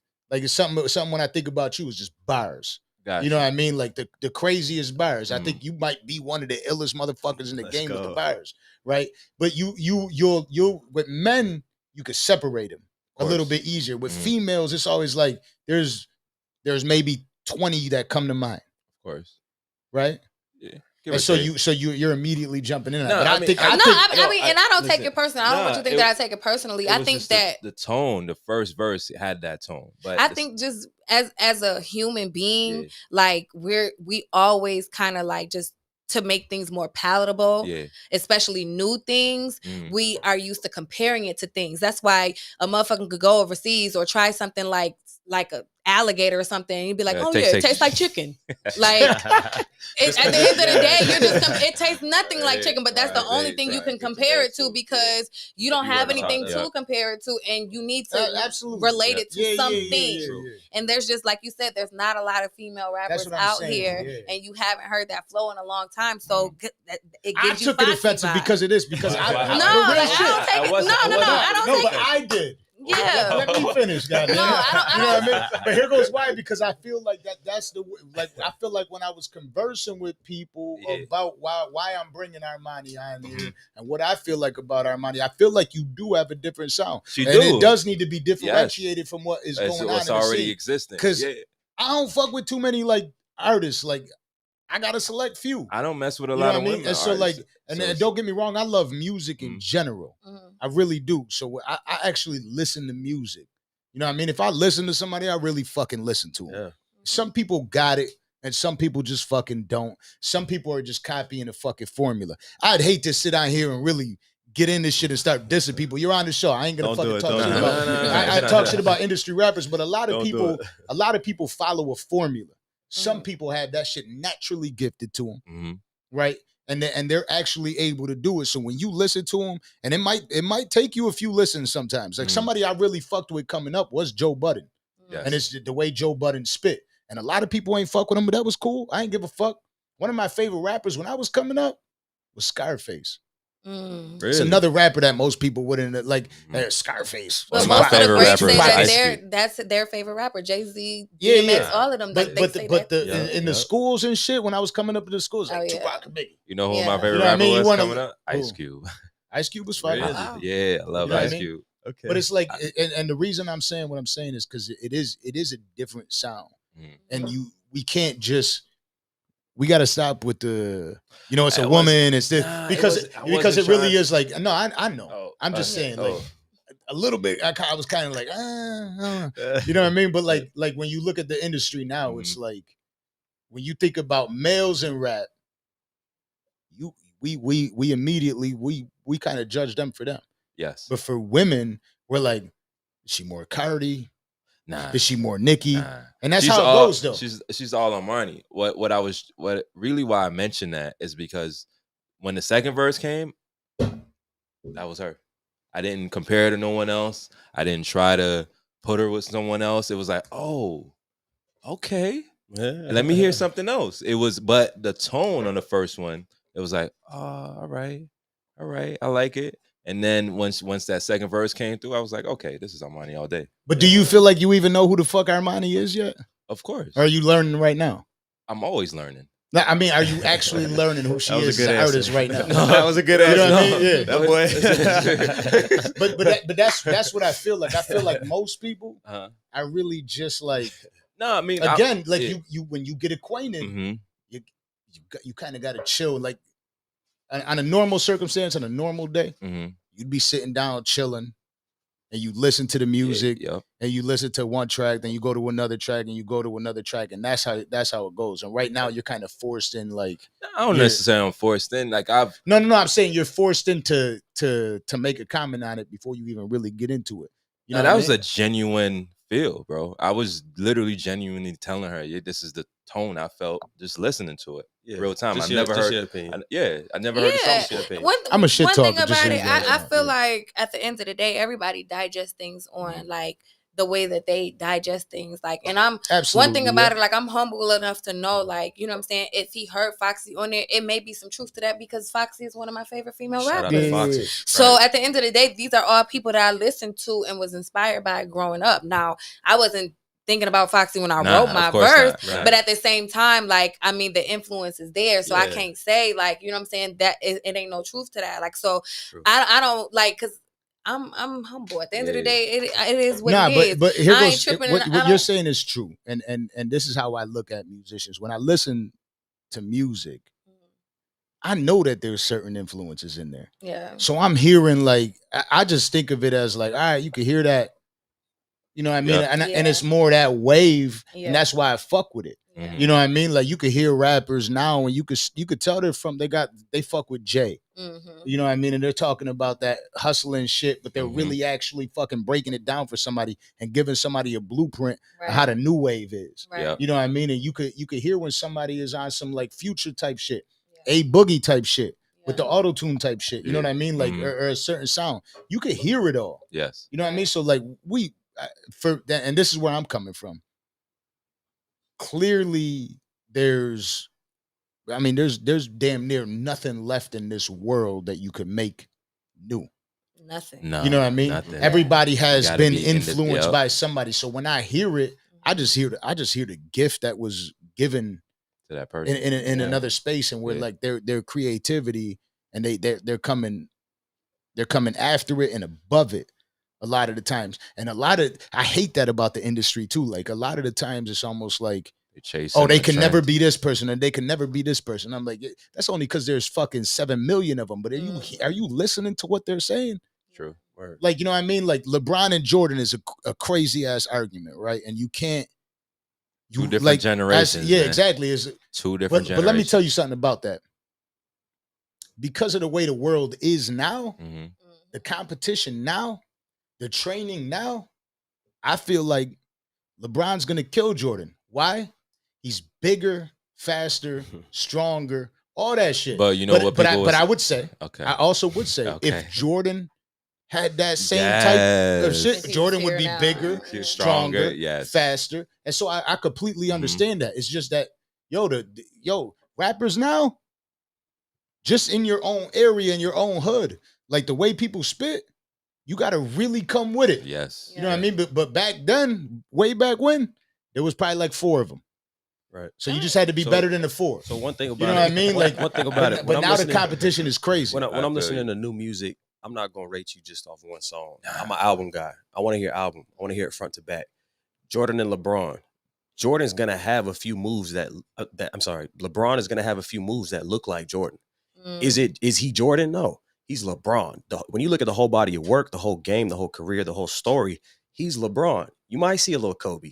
You might see a little Foxy. You might see a little whomever. You know what I'm saying? And of course, it's all perspective based. But when I look at the whole body of work, and when I look at your whole body of work, I'm not comparing. I can't just say, oh, that's that. She's trying to be that. You could tell, and you do a great job at doing it, because I know that's one of the things you kind of want to get across. You are you. You know what I'm saying? You got your own little taglines, nicknames. You got your own thing popping, regardless of era, regardless if Foxy had the same opportunities or the same. And Foxy's a fire rapper to be compared. Oh, we know that. I feel like our generation don't give enough reverence to the people that came before us. It shouldn't even be a competition. Because when you ask a motherfucker like that was popping in the 90s, like a Whitney Houston or somebody like that, she would be like, no, like Aretha is the comparison. No, like she's the GOAT. They were never compared. You know what I'm saying? Or, you know what I'm saying? Like the same with anybody. Yeah. It was always like, no, this person is the GOAT. Like, this is an icon. I'm not in competition with them because we're in 2 different, generations, and B, it's just different. There's no comparison. So all right. So let me ask you, like, just about every artist we speak to, we've had quite a few people come up here, all dope artists for the most part, right? We ain't gonna say who ain't, but there was a couple. But I hate shitty artists though. No, but coming up here, one thing they always say, it's a reoccurring theme, is, man, I'm gonna be honest, man, since I was 7, 10, 11, 12, my parents listened to music, and the music that they bumped and they played, that shit it's resonated. It's in my bloodline, essentially. Yeah. When you were coming up, what's some of the stuff that your parents played? What's some of the stuff that kind of put you into the game? Like, damn, this is fire. Everything. Everything. I remember the first CD I remember getting for Christmas was Misdemeanor Elliott. Crazy. Prime Missy, like, what? Yes, with Sock It To Me. It was the first one was the single, but this was before she even dropped. So the first one was like a single with Sock It To Me, the instrumental, the remix, and the like regular radio version, I think. Then I got her full album, and I played that till CD broke. But I also was a huge Spice Girls fan. Really? Yes. Yeah. What you mean, really? That is but you know what I'm saying? But it comes out in like the way that I like fashion, and the way that I'm kind of multifaceted when it comes to just creating art. Like, you know what I'm saying? I used to listen to like old school music. My mom used to love Tina Marie. She also listened to, like, I remember hearing Regulate by Nate Dogg. Regulate. Like Regulate. Yeah, like that shit. Mount up.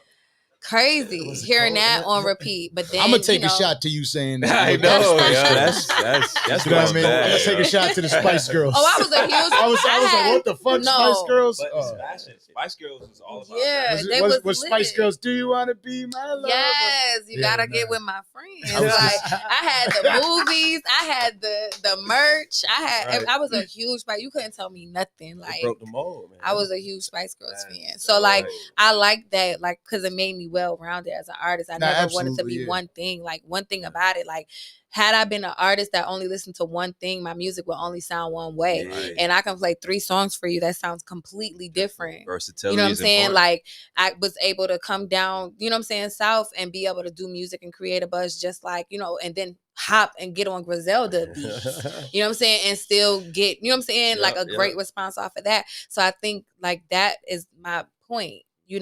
Being well-rounded and just growing up in the arts helps you to, hone your craft and be able to create on any level. So I sound fire if I'm rapping over a Metro Boomin beat, or if I'm on, you know what I'm saying, something by Alchemist or DJ or Primo, or, you know what I'm saying? So that's why it's able to translate. And I think that's what sets me apart and makes me different, because I don't have just one way of rapping. I'll tell you what, when I was sitting down here I think Camo might have been like our first guest. Mm-hmm. And Yeah, even way back when I always talked to Camo, you know what I mean? Or the G5GI. I just call him G, right? So like I call him G. So like when I think about Camo, I just always called him G. Mm-hmm. But he's always shown like extreme confidence in your music.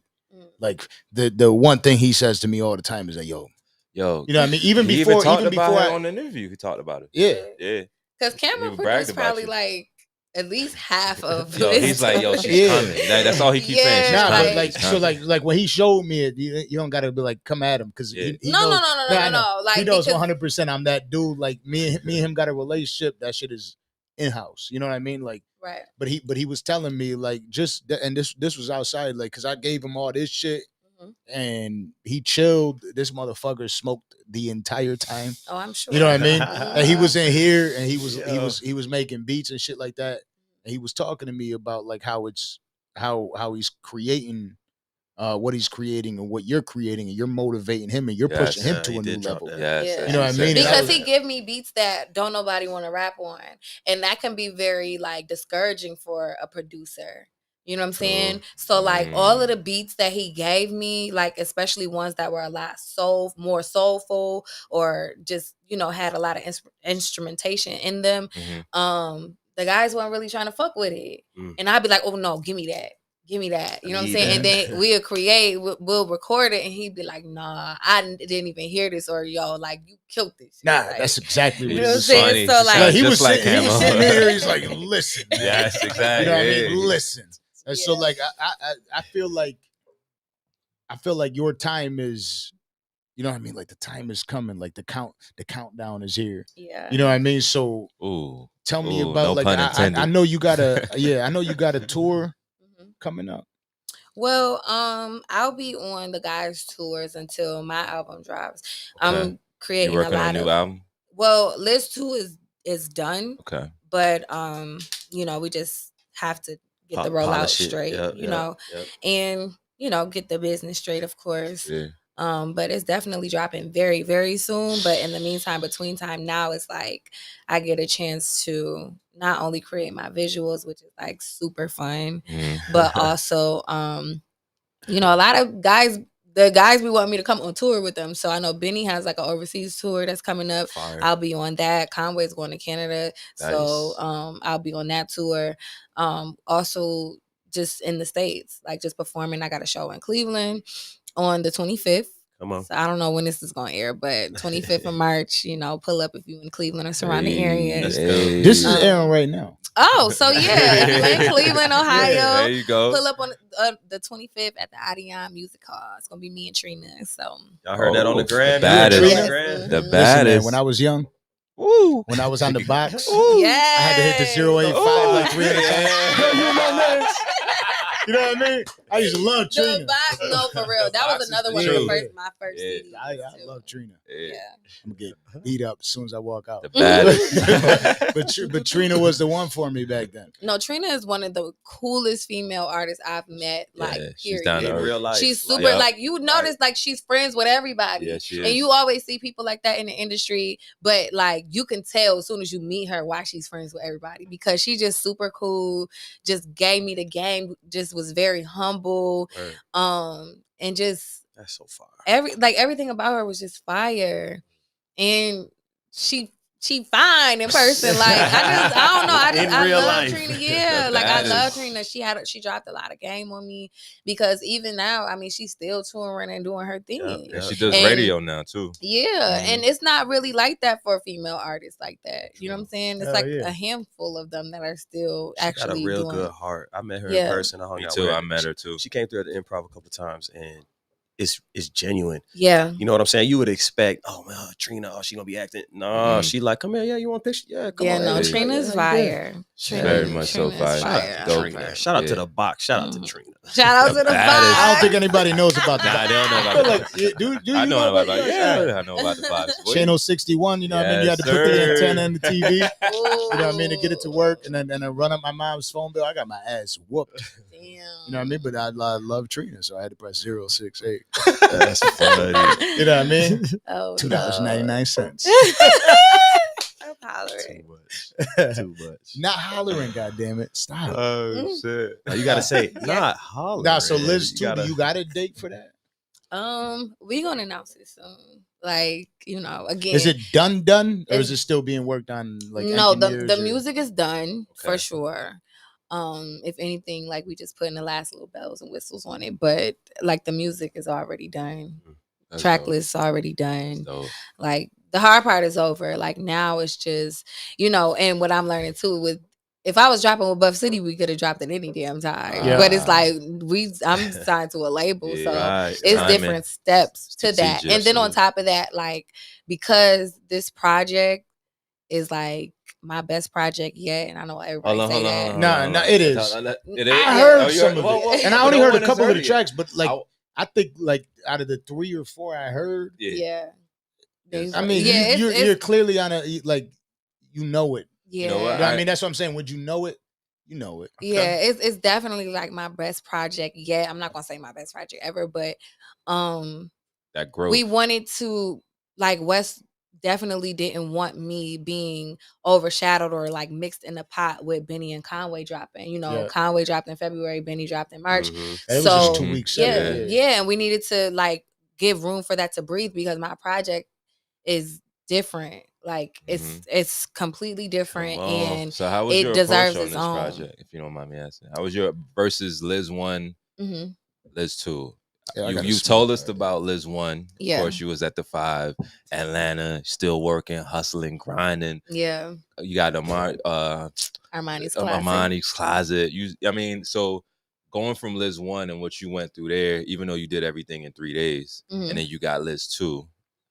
First of all, why did you name it Liz 2 and your approach to it? Because I just wanted it to be like a series. Okay. Okay. I To respect represent the growth. Yeah. My growth as an artist. And then you mentioned that of course, you went somewhere else. Initially you wanted to do it at the 5, but you decided to develop the album elsewhere. Did that environment that you created in allow more creativity than what you anticipated? For sure. I did Okay. the Liz 2 half in Phoenix, the other half I did in Puerto Rico. Really? Mm-hmm. What's that like? It was good. It was a vibe. Like Some kind. I didn't have I was just kind of just free to like look at the beach. We had like a beachfront like spot. Where? I'll tell you this real quick. I got mad as hell at Camo because I thought he was here. Because it looked like he was here. Like it was in And he was like, nah. He was like, nah, we're making music right now out of Puerto Rico. That's a move, man. That seclusion. Yeah. You know what I'm saying? Allowing you to really just kind of bring it all in without the distractions of the everyday life, the regular circles that you used to running. So you feel like that was like created something for that? It was just different. I can't say like what it did. I do know like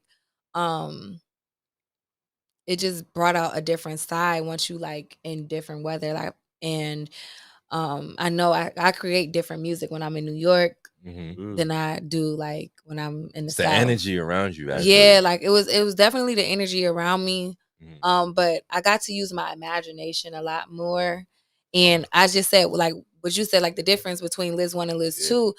I approached it now not having anything to prove, but to now be able to show them the artist that I really am. Yeah. You know what I'm saying? Do you feel like you was proving something more to yourself?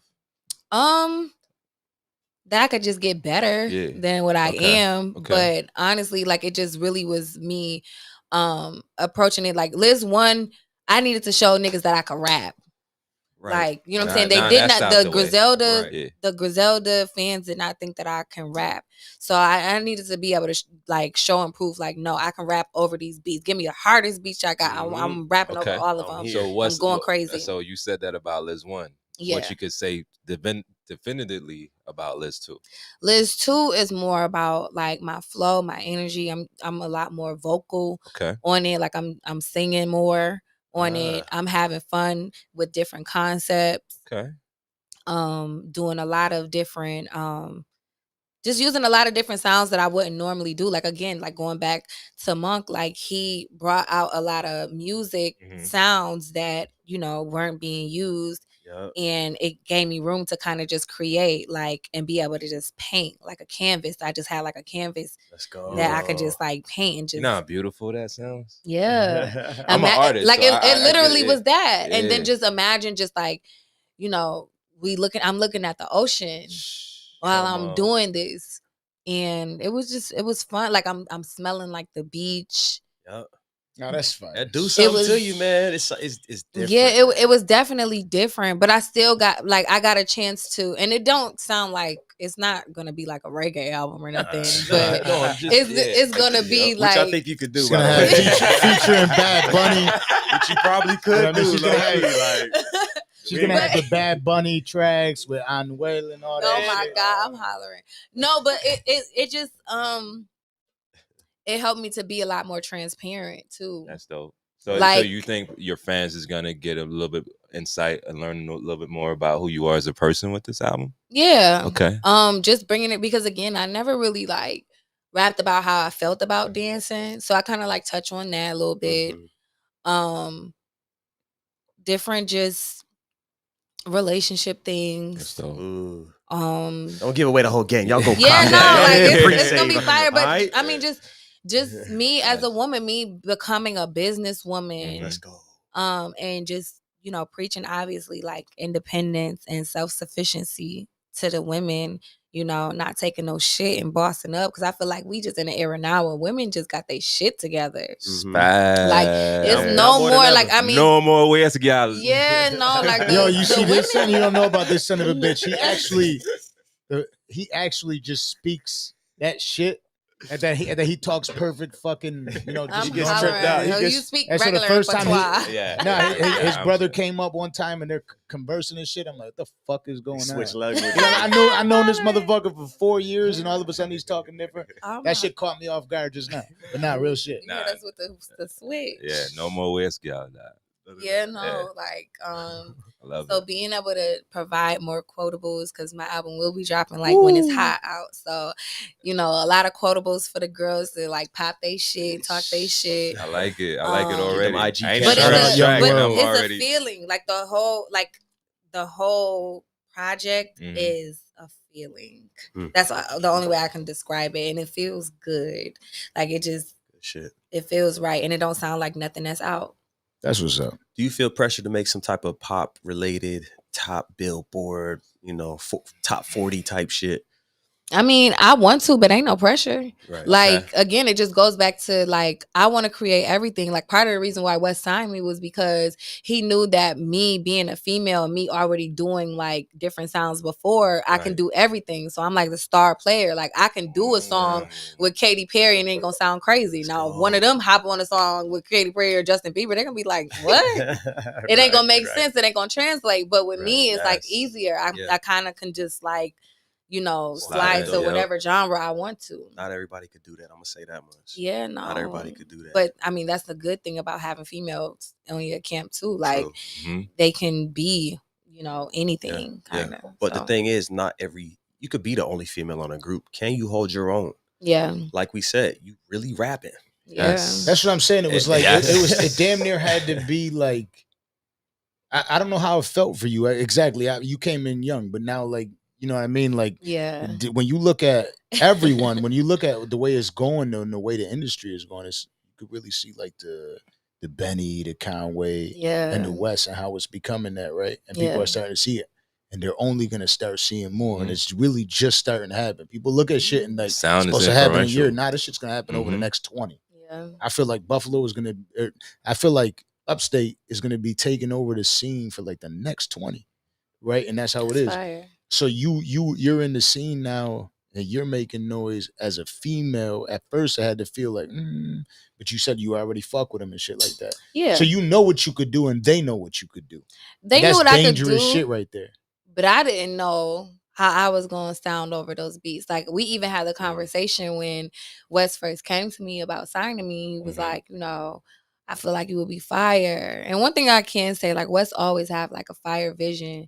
Like when it comes to like putting and curating art, you know, and putting things together. That's the artistic side of it. He knows how to like make things make sense and, you know, 99% of the time he right about a lot of things. Oh yeah. So That's like fire. I feel like I didn't even see it. It didn't make sense to me. Like how I'm gonna go from rapping over trap beats to like signing with y'all. Like I would love to because I feel comfortable with y'all. Like I've known y'all for this long. Like I know I'm gonna be good, but it just How's this gonna work? How is this gonna work? Yeah. And he was just like, I mean, cause you fired. What you mean? Like, what you mean? How it's gonna work? Man, everybody needs that. Okay, not every time, but at some point or another, that extra little push. Yeah. That just when I thought I couldn't, somebody told me I could, and I did it, and I saw what's on the other side, and nigga, look at us. You know what I mean? Like that kind of shit. So you got to be there for your boy. Yeah, because I am that. That's what I was in that moment. I'm like, bro, you change tripping. Everything. Like I had another deal on the table. I was about to sign with somebody else, like another label. I don't doubt it. Like a big label. Don't say it. Yeah, I'm not gonna say it. No, but what was that? Go ahead and say it if you want. No, but like I was about to sign with another major label, and you know, it just didn't feel right to me. There you go. Word. So and that's all it takes. That's a big feeling right there. It's a vague statement, but you really said a lot. No, it's a lot of truth. You know what I mean? It gotta feel right. Yeah. Especially if we're talking about business, not just business, but we making money. This ain't just a partnership, a friendship. It ain't like, yeah, I'm cool, we cool, you cool. No. How we gonna do this? Yeah. Okay. Does it feel right? Because if it doesn't, and you move forward on that thing and that process, it usually doesn't pan out. 85% of the time it doesn't pan out. The rest is luck. Yeah. You feel me? So that's good. It's good that you found something like that and you're able to hone it and execute. Because like I said, you holding your own. And it's not easy because them boys really rapping. They really rapping. And I'm speaking like this because I'm also just getting hip to y'all too. You feel me? And not only that, but I'm getting to meet y'all in person too. I done met half of Buffalo. You know, for real. You know Young World. You know Young World? But BSF. He's one of them. He's watching right now, just paying attention. What up, Young World? He was. I had him up here, and you just. I probably don't know him as Young World. Yeah. I probably know him as something else. He's just sitting here watching. Like you seen him. You know what I mean? Which is dope. That like, because like what I told you is like Buffalo is like kind of the spot that just sticks together. You know what I mean? It's just. But not just that. What I'm saying is when everybody's doing something. Listen, right I agree with you in a sense, right? Because I'm here. I'm here for a reason. You know what I mean? Like I moved out for a reason. But what I'm saying is like when, like Bills fans. Oh right? yeah. Like when you think about like when it's a fan of something, I guess that maybe. They'll fight you. Y'all different though. Y'all different. They'll fight you. I agree. No, like I was Buffalo fans out here, in Charlotte, like, and we gang. It could be two of us in a bar together, and like a Bills fan to like help they'll you kill fight. for you at that point. Like whatever. Like war. That's true. So in that sense, we stick together. I was in Orlando with my mom just like a couple weeks ago. Dude walks up in like a 716 shirt. All I was trying to do was just like, oh, Buffalo. Yeah. That was it. Walk away. Yep. This dude stood there for like 30 minutes. I felt mad uncomfortable for my mom. I'm like, he's like, sorry, Mom. How about Josh? Yeah. You know what I mean? Like sitting there, quarterback, bro. nodding his head. You know what I mean? And I'm like, all right, cool about Josh. He made a friend. And he starts telling me shit about Buffalo that I don't give a fuck about. So I'm sitting there like that's gang now, though. You initiated like, that, though. Yeah. But that's how Buffalo is. So I could say that when it comes to shit like that, when you made it, they stick together. That's how I feel when I see those Liz hoodies. Like, yeah, that's crazy. Because it'd be so wild to me, like, how many people have one. Right. And they be like exclusive drops. That'd be crazy. Like, I'd be like, okay, so. Y'all on that. Y'all hip. Okay. Yeah, man. Yeah. I can't wait till you get to the point where, like you already said, you're performing in arenas and everything else. But I can't wait till you get to the point where you're just looking at your fans when you're doing an album release or you're doing a signing and they coming to you and they're like, yo, I got your Bath and Body Works. They do. The thing is everything is relative. I feel like even with my business, I was like super happy when I was packing 10 orders to like when we do hundreds of orders a day. Like it's the same feeling like when I got shit, people and I make hundreds of orders. I was waiting for this. Like I like when people talk their fucking shit because you're doing things. You could be humble all you want, but talk your shit too. Because people need to know that you ain't on that like little kid frame. You know what I mean? Like, no, I seen the post. She's hiring. We got positions. We always hiring. Come on, yeah. No. but everything is relative. Like from the first time when people was like hit me up in my DMs, fucking with my early shit, like it's the same feeling when now like it's a bunch of fans like after shows when I'm signing autographs and they giving me they insurance cards and vaccination cards and t-shirts and they shoes and sneakers to sign and stuff like that. It's like it's the same feeling because I still be looking like, wow, for real. For me. Like, yeah, like, damn. Like, I love y'all. That's dope. That's you know, because I will don't like, lose that. Yeah, no, because I'm gonna be honest, like, even though like I've been doing this for 10 years plus, it's still like it ain't always like I want to do this for the whole 10 years. Sometimes you be like, fuck this shit. And then you may get a DM from somebody that be like, yo, like your music really like make me want to boss up, or your music really changed my life. I was listening to this shit and it was getting me through XYZ. Like, and then I'd be like, hell no, I gotta get in the studio. I gotta do this. I gotta boss the fuck up. I gotta get back to work. You know what I'm saying? Like it always drew me back. You know, because again, like when you do have other hustles and stuff going on and you don't really have a need to do it no more, the love kind of fades a little bit. It's kind of like a marriage. Like, you know, you find times where you like it or whatever, or you may find moments where you love it, but sometimes it ain't fun. I don't feel like actually, it's funny you just mentioned that. It goes back to our previous episode. We talk about, I think Landon was on the boards on this one, and he made a good quote. In marriage, it's kind of like you're married to the game, right? Yeah. You would, okay, so it's fair to say that. And he made a quote, so I can't take this, but he made a quote that says, in marriage, in order for you to have a successful marriage, you got to be able to fall in and out of love. Motherfucker, I was the one that said it. I said that. Chill out. I've been giving away the credit. That was a quote. Newspapers away. Oh, my fault. I knew it was on this side. I was looking this way, and that was. I hope you were. There was no other way. You know what I mean? But no, quit smoking. It's just. G said, "Shout out to Muhammad Ali for the fire quote." Shout out to Mahatma Gandhi. That was him. That was It's learning how to fall in and out of love. Yeah. All right, so I'll take over from here. No, of course, since you want to take my shit. No. I was somebody else. Yes, I was just God damn it. I was just I did see that when they said, "Would you be conflicted too?" Yes. No, go ahead. No. But it was just cool because as you talk about the game and being able to, you know, be down sometimes, of course, a simple DM or a simple fan or just someone just giving you a shout out, just saying how you influenced them. That has nothing to do with what you're thinking about now. It could be something you did years ago. It motivates you again. So it's like when I hear those things, it's like, dang, you really married to this shit. Like you really gotta. There's gonna be days where you flying high, like so high you don't even know what you're doing. Yeah, and then some days you gotta fight through it. So it's good to hear that from a real artist that understand that this is a real journey. You know what I'm saying? Absolutely. And in order for you to really make it somewhere, you can't stop. You got to keep your foot on the gas. You know, consistency is key with anything. Like, you know, with business, with music. Like, you know, you can't think that, oh, you can do things one way or, you know, just because it didn't work that one time that it's over.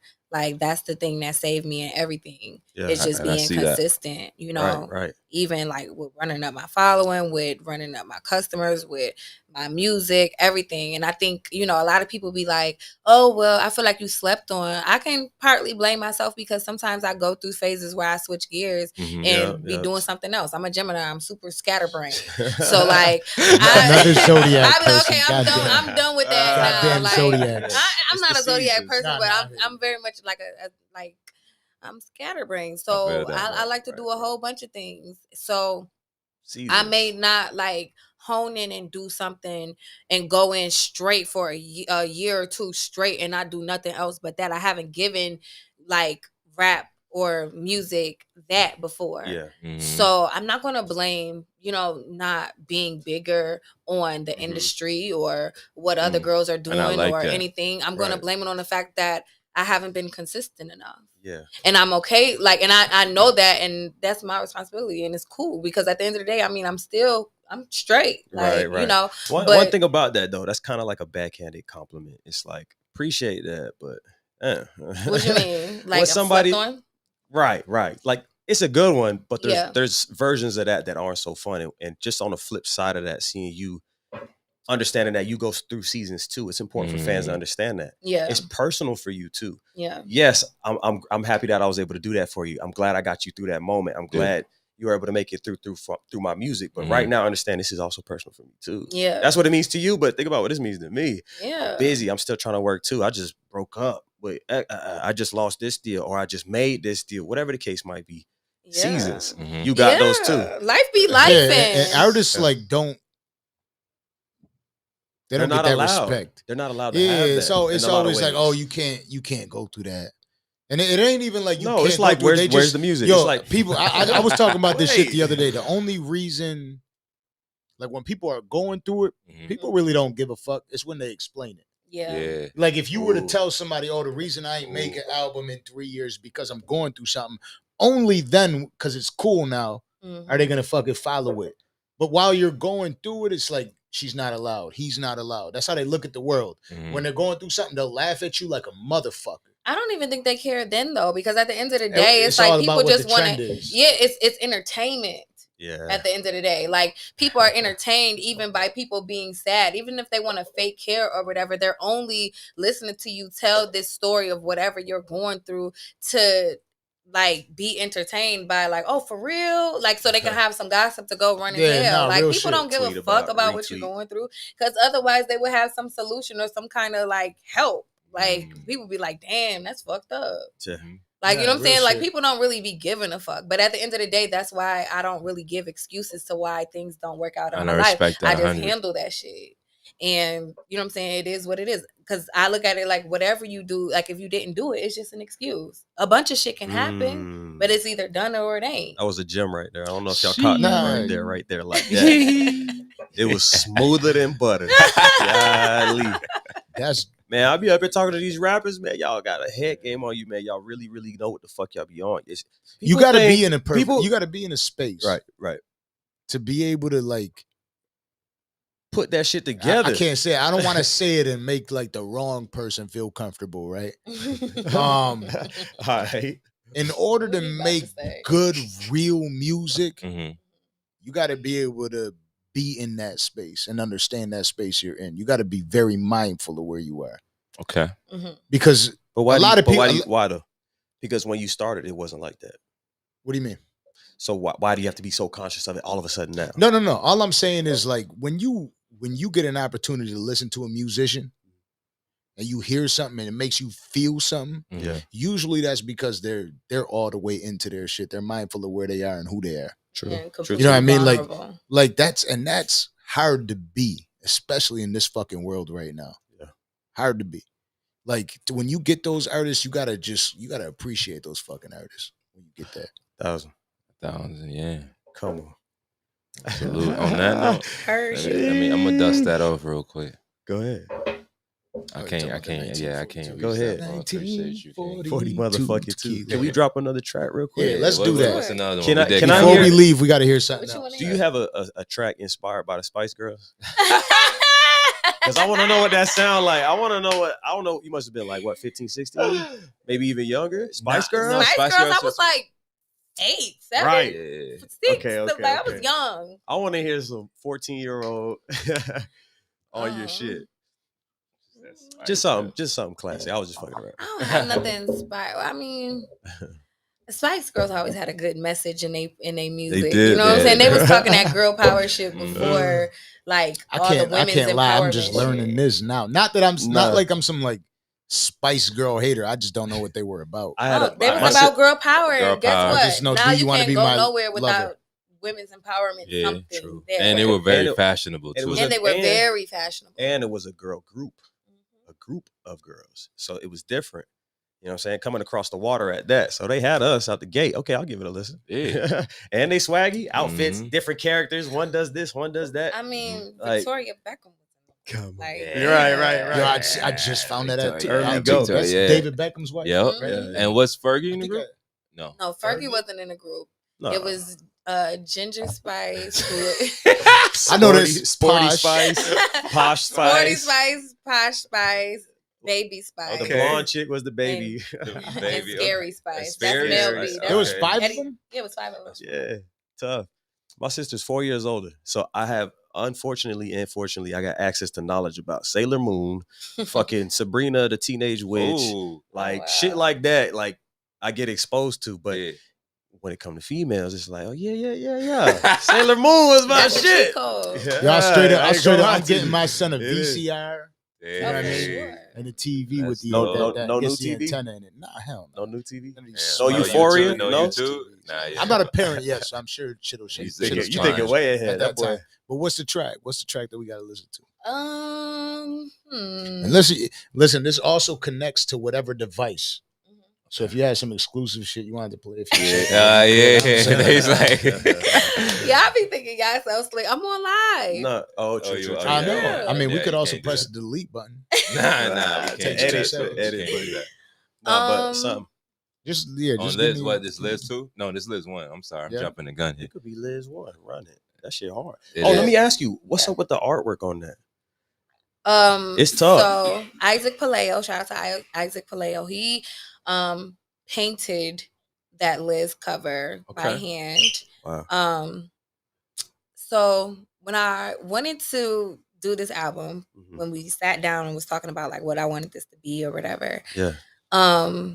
I wanted the Liz to represent like all of the female, like the strong females that I was inspired by. Well, Okay. not all of them, but some of them. Mhm. Okay.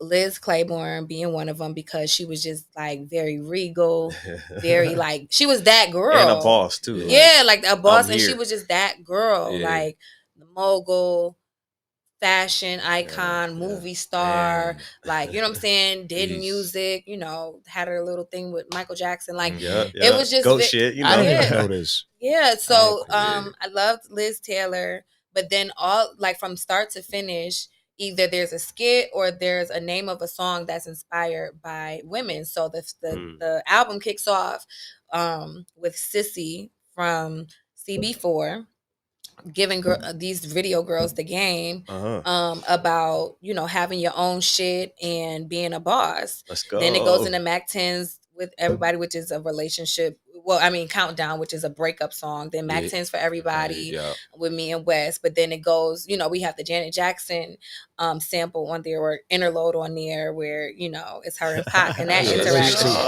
Yo, let me tell you something. I'm becoming gotta a fan get right that. now. I tell you, Me I don't. too. That's I what I'm really saying, don't like. I fuck with certain people Mhm. that I've come to know through music. Yeah. But most of the time, like when I got the opportunity to interview, which I'm gonna ask you for the interview soon, right? Like when I get to ask for the interview, like Yeah. that's when I really get to dive all the way in and and really see get to and appreciate the understand, music. So I'm looking at the track list. Yeah. And you're sitting there. You said Sissy intro. Yeah, so Sissy Countdown. intro, then Countdown is a breakup song, but I'm Tina Turner with the burner in that song. Like that's one of the major Ooh, lines in Tina. there. So Tina. you know, and then Mac 10's for everybody. The Liz, that's the Liz, you know, dedication song. Gucci Casket, of course. At the end of Gucci Casket, there's a skit with the wrestlers. I can't remember the wrestler name. Wes gonna kill me Nah, because you good. that's Yeah, his thing. yeah. But Liz was also like a huge thing in wrestling too. Yeah. And you know, Westside is a huge wrestling yeah. fan. Yeah. So like from after Gucci Casket, there's a skit at the end, and he's like, "Are you gonna come in the corner with me, or are you gonna go with him?" And she's like, Oh "No, yeah. I think right? it might be Macho Man. I'm not. Yeah, 100%. Macho Man. That's what it I'm is." not 100%. Yeah, I think that was him. And, she's And but at that point, that's when the project kind of switches and goes into a more trappy sound. Like Okay, that's what's Drillorama up. comes right after Okay. that, which is like a more like bouncy beat. Then you have Simply Done on there, and then you know after that, you want to smell my punani thing. Then we go into Yum Yum and Palm Angels. You know what I'm saying? Then Get her Ginger outta here. Rothstein. I know, One right? of Okay. Well, so what she's saying is it ain't just one. Y'all got to go check that whole album. Yeah, Y'all because gotta go it check that whole flows. thing. You know, Ginger Yeah. Rothstein, one of, you know, like my influences. I remember hearing Benny say her name first, and this was before I even seen Casino. But I went and watched it, and I'm like, yo, this bitch is ill. So then I started Yeah. saying that in all my rhymes or whatever, like biting. Because if you know, you know. And Yeah, if you know, you know. Like, yeah. yeah, she, you know, she had that Ace, what was his name? Ace. She I had him can't in call the it, but yeah. she had him in the chokehold, and then Money Moves is like Armani is the play off of Money Moves. So Gotcha. Money Moves freestyle is like how we kind of like end it off, but every move Armani move. Like, every move that I make is Armani move. I like that. I like that. So I feel like it's only right if we had played Mac 10s for everybody then. Mac 10s for everybody? Or you know what? Let's play the separation point. That was Drillarama. So we got to play both songs if we're going to do that. we start with Mac 10s. Yeah, we could do Mac 10. When I tune in the music, I tune in the music. Right. Hey, that was fuego. Thank you. Nah, y'all was super in tune too. Like flawless. Big Griselda, big BSF nigga. This is Drillarama. That ain't sound like Foxy Brown, did it? How you know? I told you it takes a while before you know. I'm just saying that it takes a while before you know. You gotta give it a minute so it can catch, and then you can say, don't comment too quick because you might be wrong. Y'all niggas ain't never been like you that. might have Stop tapped capping, that bottle, nigga. but there's another one. Please open that up. Are you on this one? Yeah. We come through that bitch. One of my favorite things is like 10 rollies and 30 chains on, nigga. Yeah. Going back and forth on the beat. Yeah. Okay. Right. I mean, we usually do something called a vibe looking session for out here where we put barrier. beats on. We talk about Glocks and carrying. In case you, I ain't dropping no new vibes to my album. And I'm spin the block on y'all. Like, 'cause I got plenty of them. You want the sex from her. I'm a pimp, so I get the best of her, like she Maya. All rap. I'll be You know how I'm coming at drippy. I thought that was her laughing just now, by the way. But I gotta make sure they heard it before we go. I get one of y'all niggas here. Quit So playing I gotta with run me. it back. Rap. I send the cleanup crew, pussy. Yo.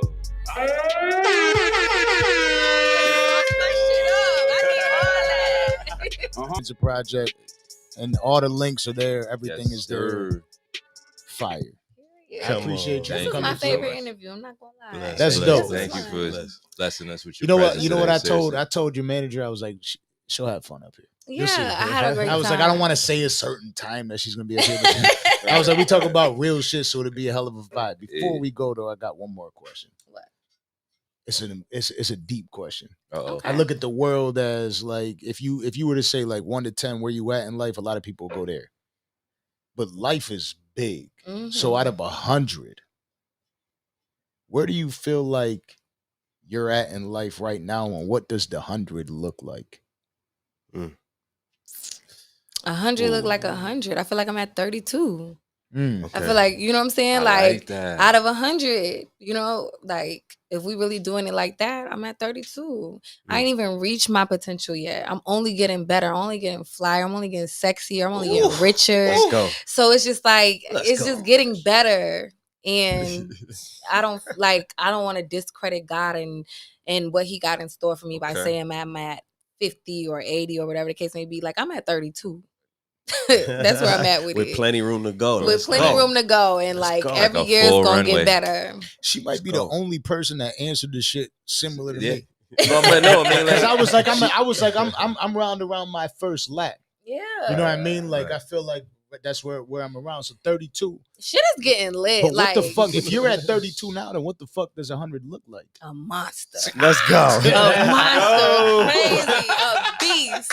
Going crazy, like straight mogul. You know what I'm saying? All this new technology. I'm still gonna be fine as hell. You know what I'm saying? Like the body is gonna be bodying. Like, and I'm The just gonna be. body's gonna be I'm, body. like by the time, you know, like when I love it. you know, when that time comes, it's gonna be like you lived a great life. Yeah. You know what I'm saying? Like you Yeah. lived a great job well done. Like Yes, you know what I'm saying? Good shit. I feel like it's gonna be like I still have more to do and more on a bigger level because I mean I was feeling like at 21 like damn I'm not where I was supposed to be. Shit. 25 damn I'm not where I'm supposed to be. 30 I'm not where I'm supposed to be. 32 I feel like I'm exactly where I'm supposed to be because I know it's getting better.